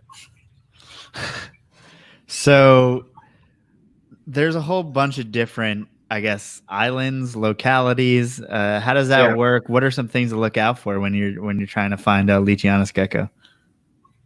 So the localities, there's going to be, the Grand Terre is the main island of New Caledonia, and there's going to be the biggest giant geckos are going to be from that island. Now, there's a lot of crosses between those GT localities or GT and insular island localities, but the biggest geckos are going to be the pure GTs. The ones from the smaller islands like Nuana, Pine Island, Moro, those geckos are going to be smaller than the GTs, but they tend to have a lot more color in terms of like the blotching and all that stuff. Those are the ones you're going to see with like a lot more pinks or reds, some even with a little bit of purple, whites, so those are going to be the more colorful Leachianus. Now with, say, green tree pythons, a lot of us in the trade find that Beox are more aggressive than pretty much the majority of the other localities. Are there some of those discrepancies in Leachianus geckos as well? Yeah. So the bigger GT Leachianus are going to be a little more territorial. They're going to be easier to snap at you. But the insular islands like the Nuanas and stuff, they're usually a lot more docile. They don't really bite as much. They're not as territorial, although there are exceptions to every rule. So yeah, it does vary. Like it goes mostly by the size. Like the bigger animals for some reason are quicker to to snap at you. They got some more bravado. Yeah, exactly. Sweet. So as far as price goes, I mean, I'm sure there's a giant discrepancy as there are in all reptiles with different localities and stuff like that. What's kind of the cheapest one, and which is the most expensive one, and which one is probably the best to start out with? So the cheaper ones would be the smaller island or the island crosses. That's going to be the cheapest. Our unknown lineage is going to be the cheapest. And they're going to be a lot smaller, but they're going to be still very good. It's a Leachianus is a Leachianus. It's an impressive animal, but it's not going to get nearly as big as a GT Leachianus, which those are going to be a lot more expensive. And they're going to be, in the thousands of dollars. A baby could be anywhere from $1,500 to $2,000, where Nuana baby is going to be, $600, $700, $800. And then an island cross, unknown locale, might be $500. So yeah, and one of the reasons why those bigger ones, well, not just because they're bigger, but they're also harder to reproduce. Yeah. The GTs, the Grand Terrors, they're a lot more aggressive towards each other, and it's harder to bond them to breed. Even if they do, they don't produce as much as the insular islands, like the Nuanas, Nuamis, Moros. Those are much more prolific breeders than these Grand Terrors, so that's why the Grand Terrors are going to be a lot pricier, and they just happen to be the much bigger geckos, which is a lot cooler. Yeah. So can geckos kill each other? I mean, during breeding? 100%. Yes. Yeah. The pit bull. Yeah. So I had this a Chahoua. Chahuas, now Crested geckos, Gargoyle geckos are less likely.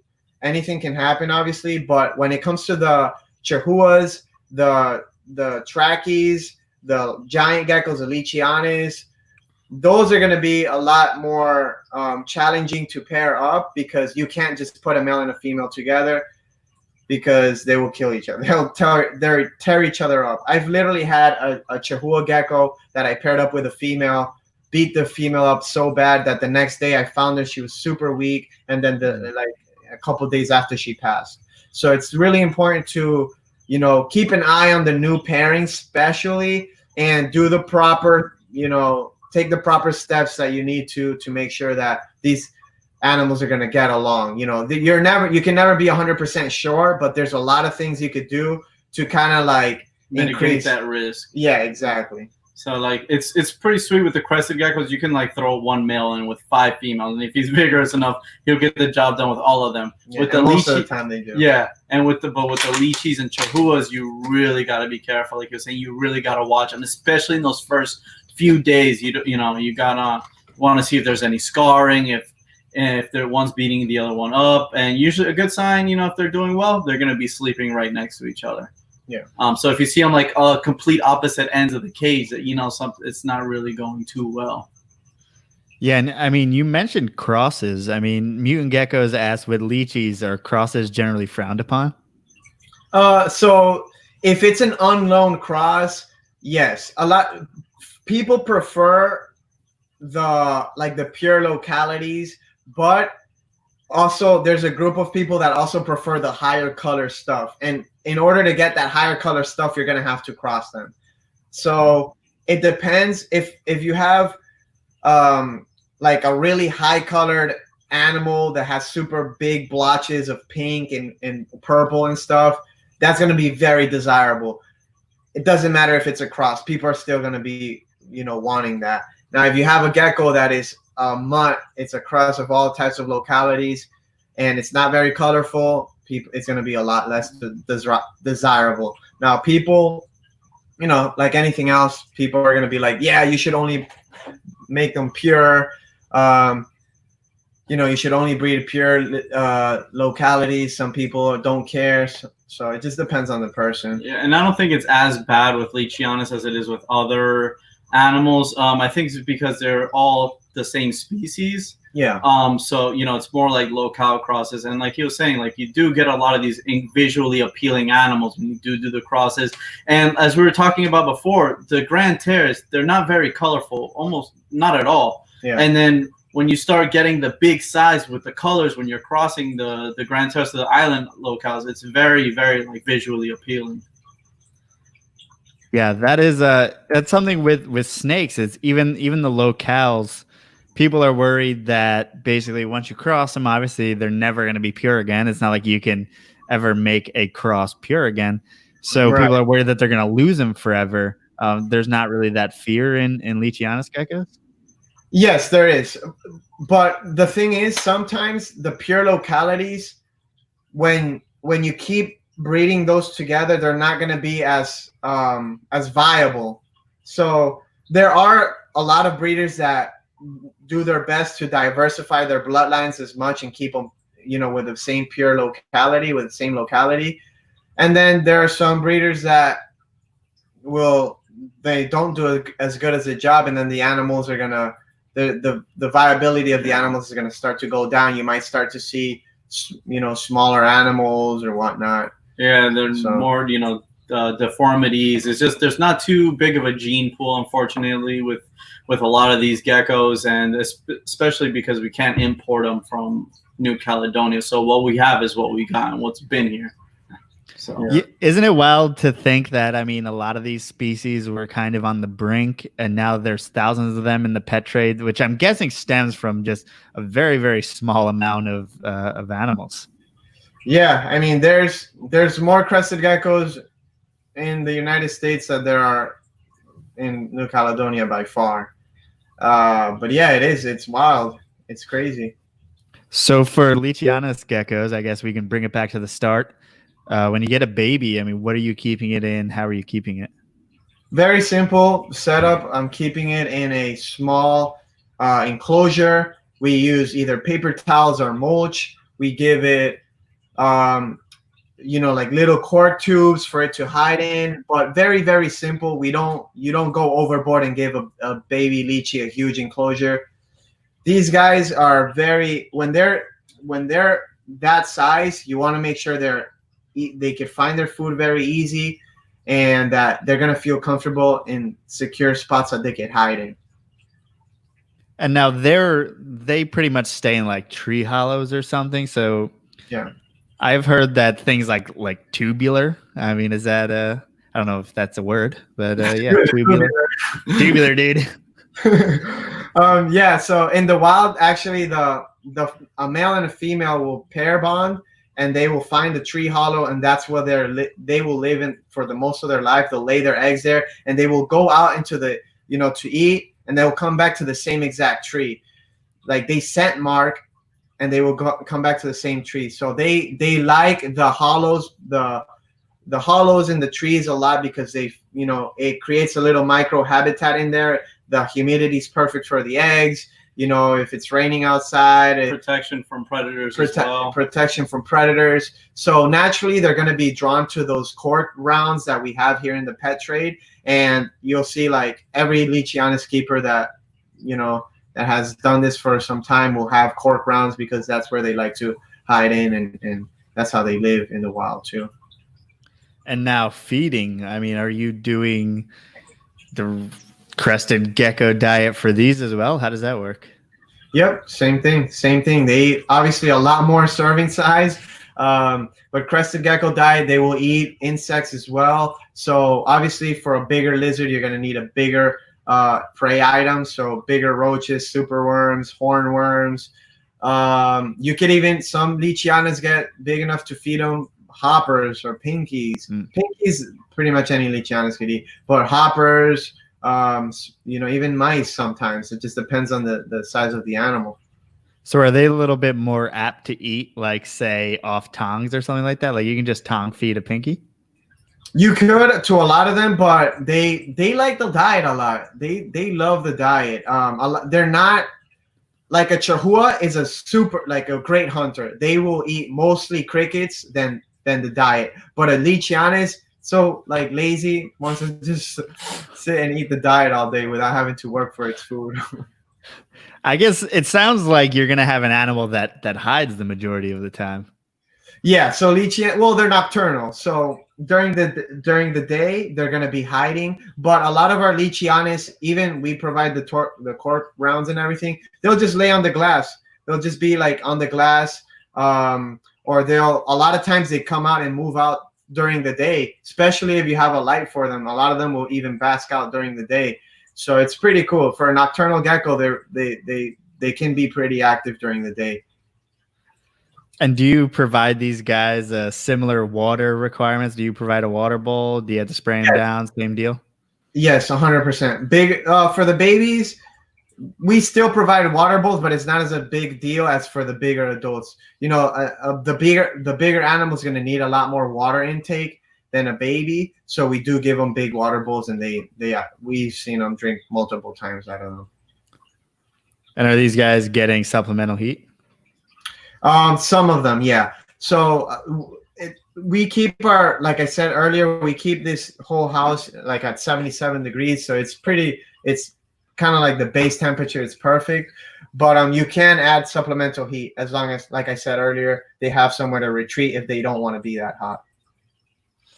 Cool. And when they are adults, I mean, how big are these things? How big does the enclosure need to be? So for like an adult Leachianus, like we were saying earlier, it depends on the localities. The smaller island localities usually could get up to like 200 grams, 250 grams. The bigger localities, the GTs, could get upwards of 350 grams. Some will even get 500 grams, 15 inches long, 500 grams. That's like the biggest Leachy ever, So as far as the size of the enclosure, for like one adult, 300-gram adult, you could keep them in like a 24 by 24 by 24. You could keep them in some of the bigger ones, you could keep in a 24 by 24 by 36. That will do. So I think a lot of us are drawn to the fact that these guys are known to bond for life. And you were talking about bonding a pair. That sounded like a verb, like you need to physically figure that out. So how do you do that? Yeah, it's you got to take weeks before we pair them, we switch their cork bark, or we will switch the animals from one enclosure to the other.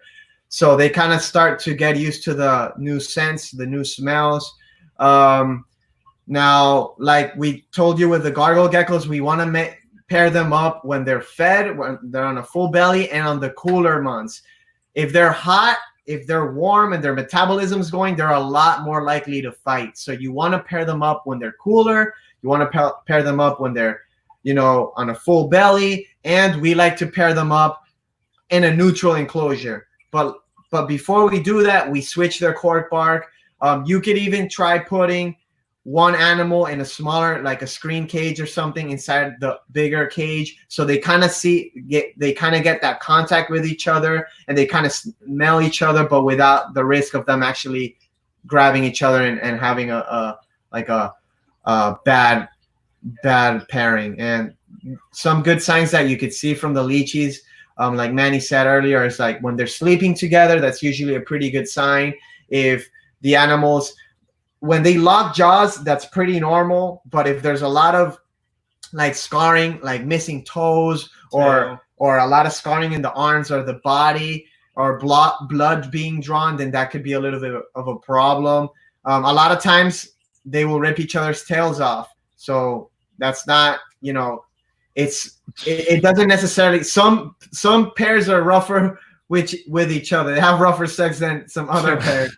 So you got to really watch them. And some pairs, they pair bond, but sometimes you can have a pair that is together for 5, 6, 7 years, and then they just start fighting viciously, and you got to separate them right away. Well, it's like humans. So yeah, exactly.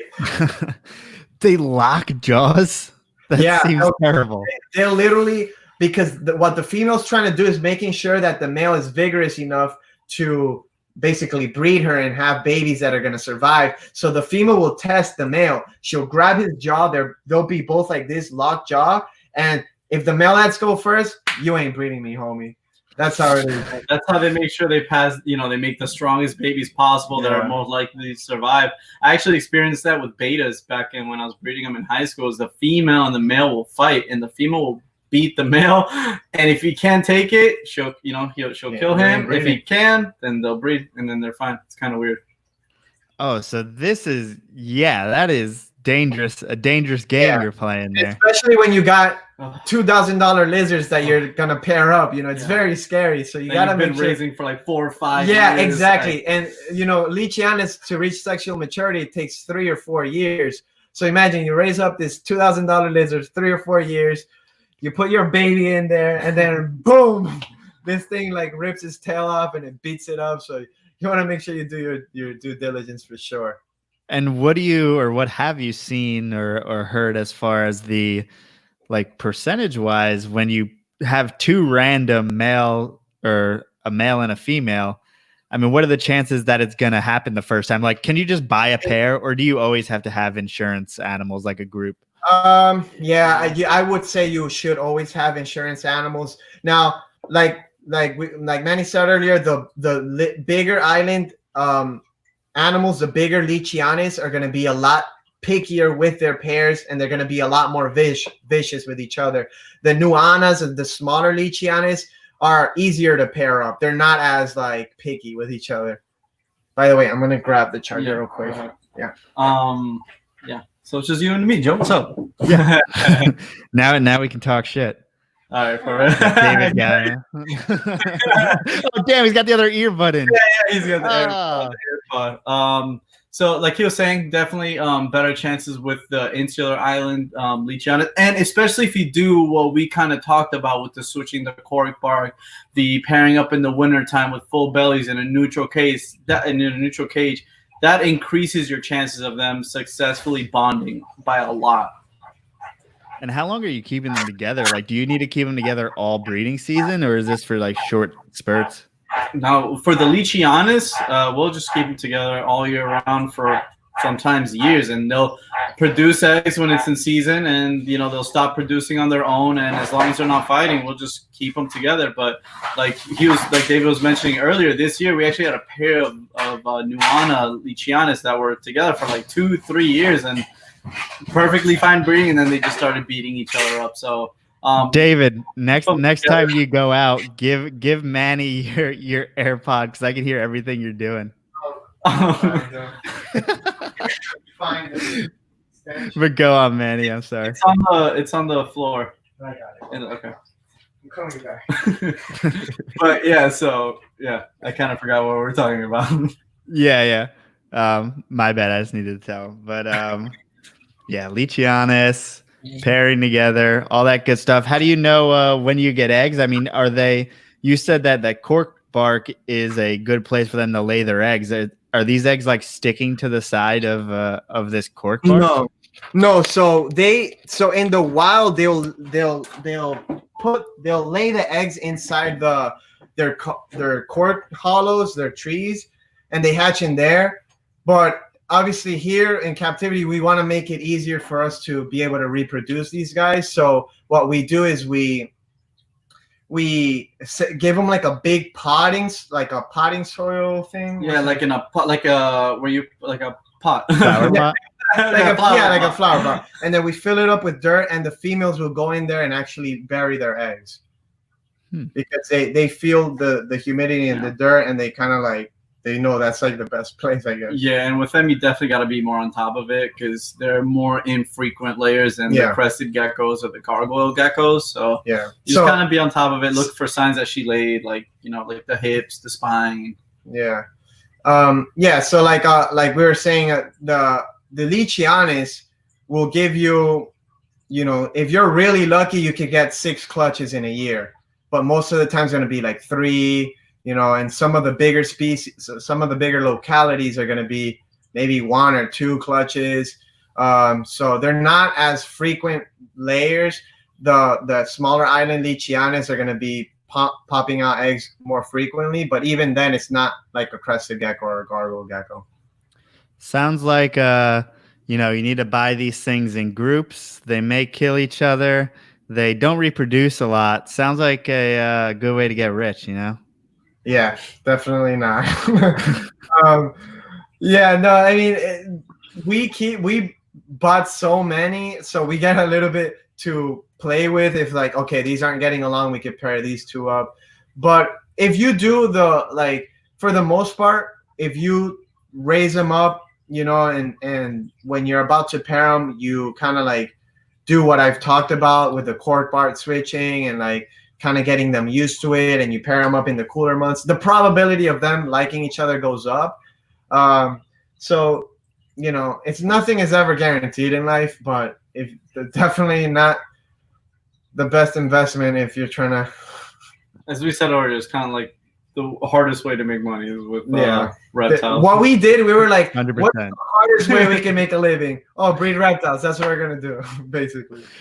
You ever sit back and be like, why couldn't I be in anything else? Like, I could have been into anything else, and I feel like I would have been like, life would have been a lot easier. Joe, I think about that all the time. Joe, listen, I was a realtor for some time when I was younger, like 4 or 5 years ago. I hated it. Like, I can make a lot more money doing real estate, but that's not, at the end of the day, you got to do what makes you happy, even if I don't make as much money. But even when you do what makes you happy, you will end up like making a lot of money if you're passionate about it, so. Yeah, and I think for us, I mean, it may be we don't really have a choice. Yeah. I mean, this is what we're into. This is what we like to do. This is what we're going to do. And we got to suffer the consequences. Exactly. But I wouldn't have it any other way, man. These animals are the best. Yeah, and you guys have a hell of a collection, and let's go because I want to hit the big 4 is what I'm going to call them for now, which is so the last one I guess is going to be the Chahoua gecko. So okay. So those guys, I guess we'll go through the ringer as far as phenotypes, locality. I mean, what is there? I know absolutely nothing about these, so. Okay, so the Chahoua, the mossy prehensile-tailed gecko, which is Chahoua, there's 3 different like localities, and technically one is a different species or a subspecies. I can't remember, but that one that I'm talking about is so like almost nobody has it, and it's also been mixed in with the mainland Chahoua. So there's the Jalu Chahoua, I think it's called, the mainland Chahoua, and then the Pine Island Chahoua. The most common 2 in the United States are the mainland and the Pine Island Chahoua. The most desirable one are the Pine Island Chahoua because they get a little bit bigger. Their colors seem to be more variable, and they get like a nice white collar, a lot of them. So people really love the white collars and the white on the back for the Chahuas. But the Chahuas there's like the 3 big different localities I would say, but the mainland and the Jalu have been like, because they look so identical that people didn't know what they had, and then they've been crossed a lot, so it's kind of hard to find pure of either or. And do they have any different phenotypes? Or, I mean, the ones I've seen look pretty basic, but are there other different things out there? Yeah, so for the most part, they're all they're gonna have that mossy look. With the Chahuas, there are some that are like reduced pattern or more pattern, but the main thing with the Chahuas is like the white collars. People love the white collars. Some will have like, okay, so you see right below, that one has a little bit of a white collar. The high reds, that's a beautiful one. Just like a lot of different colorations of pink, green, brown, red, all in one animal. And the intensity of that coloration. Yeah, well, exactly. Some are, like you were saying, are going to be more pink, and then some are going to have more like of a blood red coloration. So that's going to be like the main variations between them, the amount of red, green, and the white collar as well. Yeah. Is there any difference in behavior of these guys? So for the most part, the Pine Island Chahuas, the bigger ones, they will be a little bit more territorial for some reason. And then the smaller mainland and the Jalu will not be as territorial. But as far as like the way they like go after crickets or like handleability, they're very they're basically the same. Yeah. With the Pine Islands, though, they are, like you're saying, they're more territorial, so they are pickier when you're trying to bond them to breed. Yeah. So you kind of, it's more like a Leachianus. Yeah. With those guys. So does that territorial? I mean, does that extend to the keeper and also to the potential mates? Oh yeah, like I'm like literally looking at my female right now. That female that I'm looking at, if I go anywhere near her cage, she's like on me, and then she'll literally chase me from one side of the cage to where my hand is to try to bite me to get me out of her cage. But once you get her out of the cage, sweet as could be. Doesn't try to bite. It's not like crazy or anything. But in her cage is like, yo, like move out of here. And Chahuas in particular, they're known for guarding their eggs. Leachies will do this too sometimes, but Chahuas will guard their eggs for like a day or two. And they're like just there, like willing to sacrifice it all. Waiting for him to come by with his hand to try to collect them. Yeah. So what does one do in order to keep you from doing that? And what does she do? And then what do you do to kind of defend yourself or get the eggs, basically?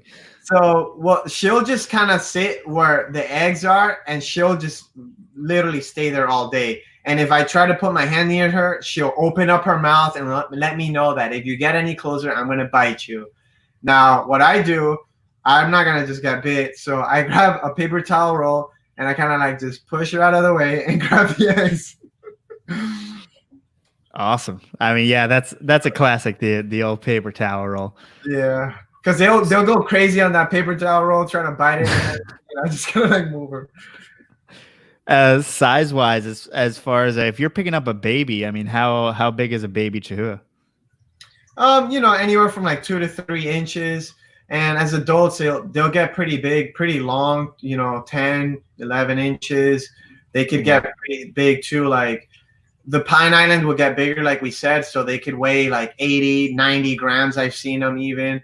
Most of the Chahuas are going to be like in the 70-gram range of the Pine Islands. The mainland Chahuas are going to be more along the size of like a Crested Gecko, like 50 grams or so. But the Pine Islands will get pretty big, yeah. What are we looking at enclosure size? Enclosure size, you could keep them in like one adult Chahoua, you could keep them in like an 18 by 18 by 18 enclosure, those cubes from Exoterra. You could do 18 by 18 by 24. They will also use a lot of the room in there as well. And then for babies, like kind of similar to like any other gecko that we keep, really, like we like to keep it a little bit smaller just so we could track the eating better and for the animal to find its food easier. Sweet. Food. You said food. What are you giving these guys? Yeah, so Chahuas in particular are very, very, very like attracted to insects. So we feed the Chahuas a lot more insects than we do Crested, Gargoyle, Leachianus, or any of the other new Caledonian geckos. They'll get insects 2 or 3 times a week and then diet once or twice a week. and they absolutely go crazy for those insects. They will like, where a crested gecko sometimes will kind of like lay back and wait for the insect. These guys will like actively hunt them down and get them like snipers. Crested geckos are kind of clumsy when they hunt. Not Chahuas. They're very, very like sniper like. And do you vary up the diet at all? Is there any method there? Yeah, well, we give them a lot of the same variety of the different diets, and we also provide different, insects, roaches, super worms they love, the crickets as well. So yeah. Sweet. Supplementation for females or anything different? Very important. Very, very important. Chahuas are probably the geckos. They have the lowest hatch rate and reproductive rate of any of the New Caledonian, well, not any, but of the big 4 New Caledonian geckos, even lower than Leachies. And so it's very important that the females get the adequate amount of calcium. You got to be on top of the minerals and the calcium powders that you dust the insects with when you feed them. And then you also got to watch the female, especially right after they lay. They will be really drawn out. So we hit our females with liquid calcium all the time. And that just helps stay, like a good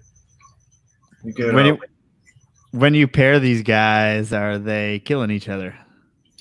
So the story I told you earlier about that gecko that killed each other, that hurt the female, and then that was a Chahoua. So they could definitely do it. You have to be careful. You have to watch the animals for the next couple days. And obviously the same kind of thing I told you about for the Leachies, where we pair them up when it's cooler and we switch the cork bark and all that good stuff. We do that for the Pine Island Chahuas as well. Sweet. And then do you need to have extra animals? Is there bonding that happens? So obviously the process is the same, but are they picky? I don't think they're not as picky as like some of the bigger Leachianus, but they can be. There are some animals, like some females that are super aggressive, or some males that are super aggressive. So you do have to kind of like match the super aggressive male with the super aggressive female, so they kind of like can handle each other. But they're not to that extent of like a Leachianus where it's like, man, who knows if these two will get along. So Game of Morphs, and I do not know what this means. He asks, can you breed polytoes? Polytoes, so they're geckos a lot of times that are selectively bred because they'll get like an extra little tiny toe, so like a 6th toe on their hand. Some people breed them like involuntarily.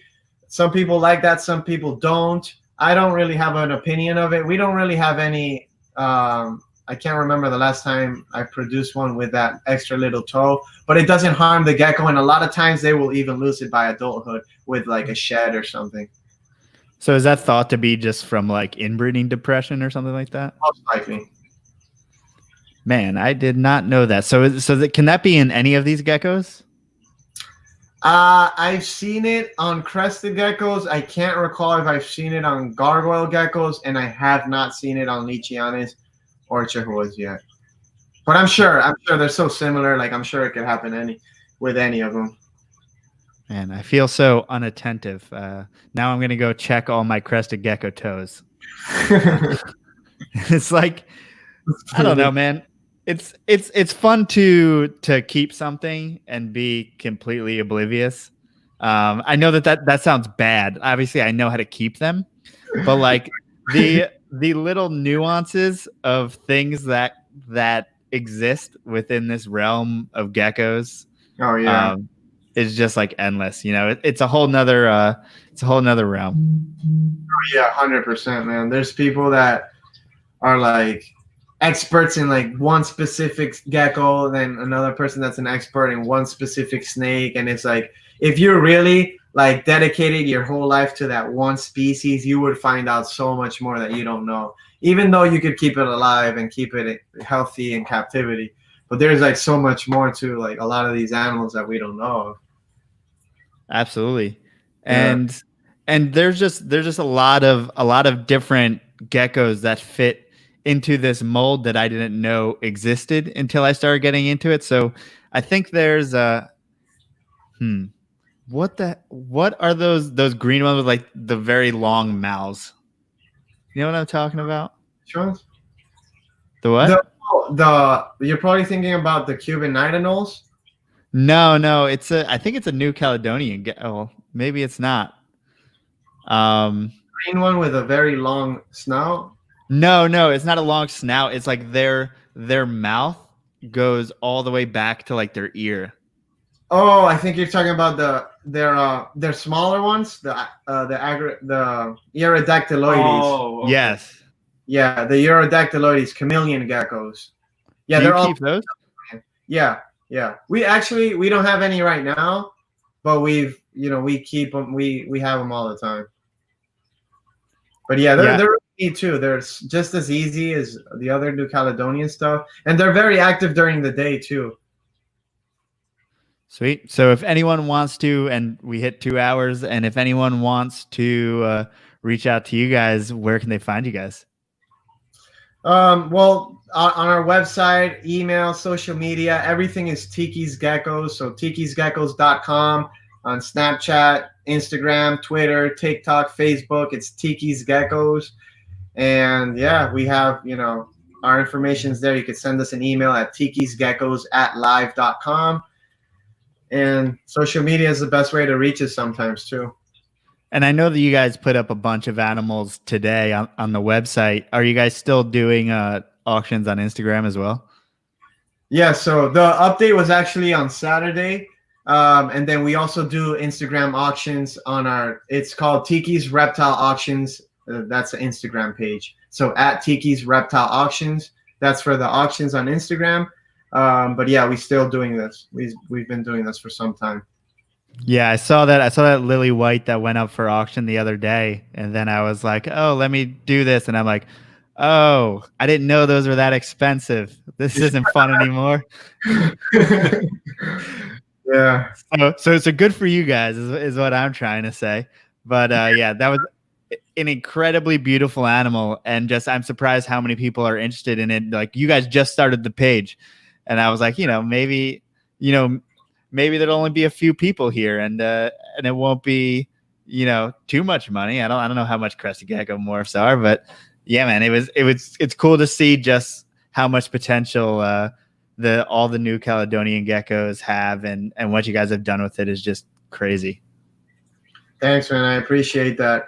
Yeah, it is crazy, like the amount of morphs, and I think there's still gonna be plenty more to come. Yeah, we're just getting started. Yeah, I mean, you really just have Xanthic and Lily White, and then there's so much room for different things to go on. So I'm excited to see what happens in geckos, and then I know that you guys will be right there. Not an albino. Oh snap! Yeah, hopefully it happens here.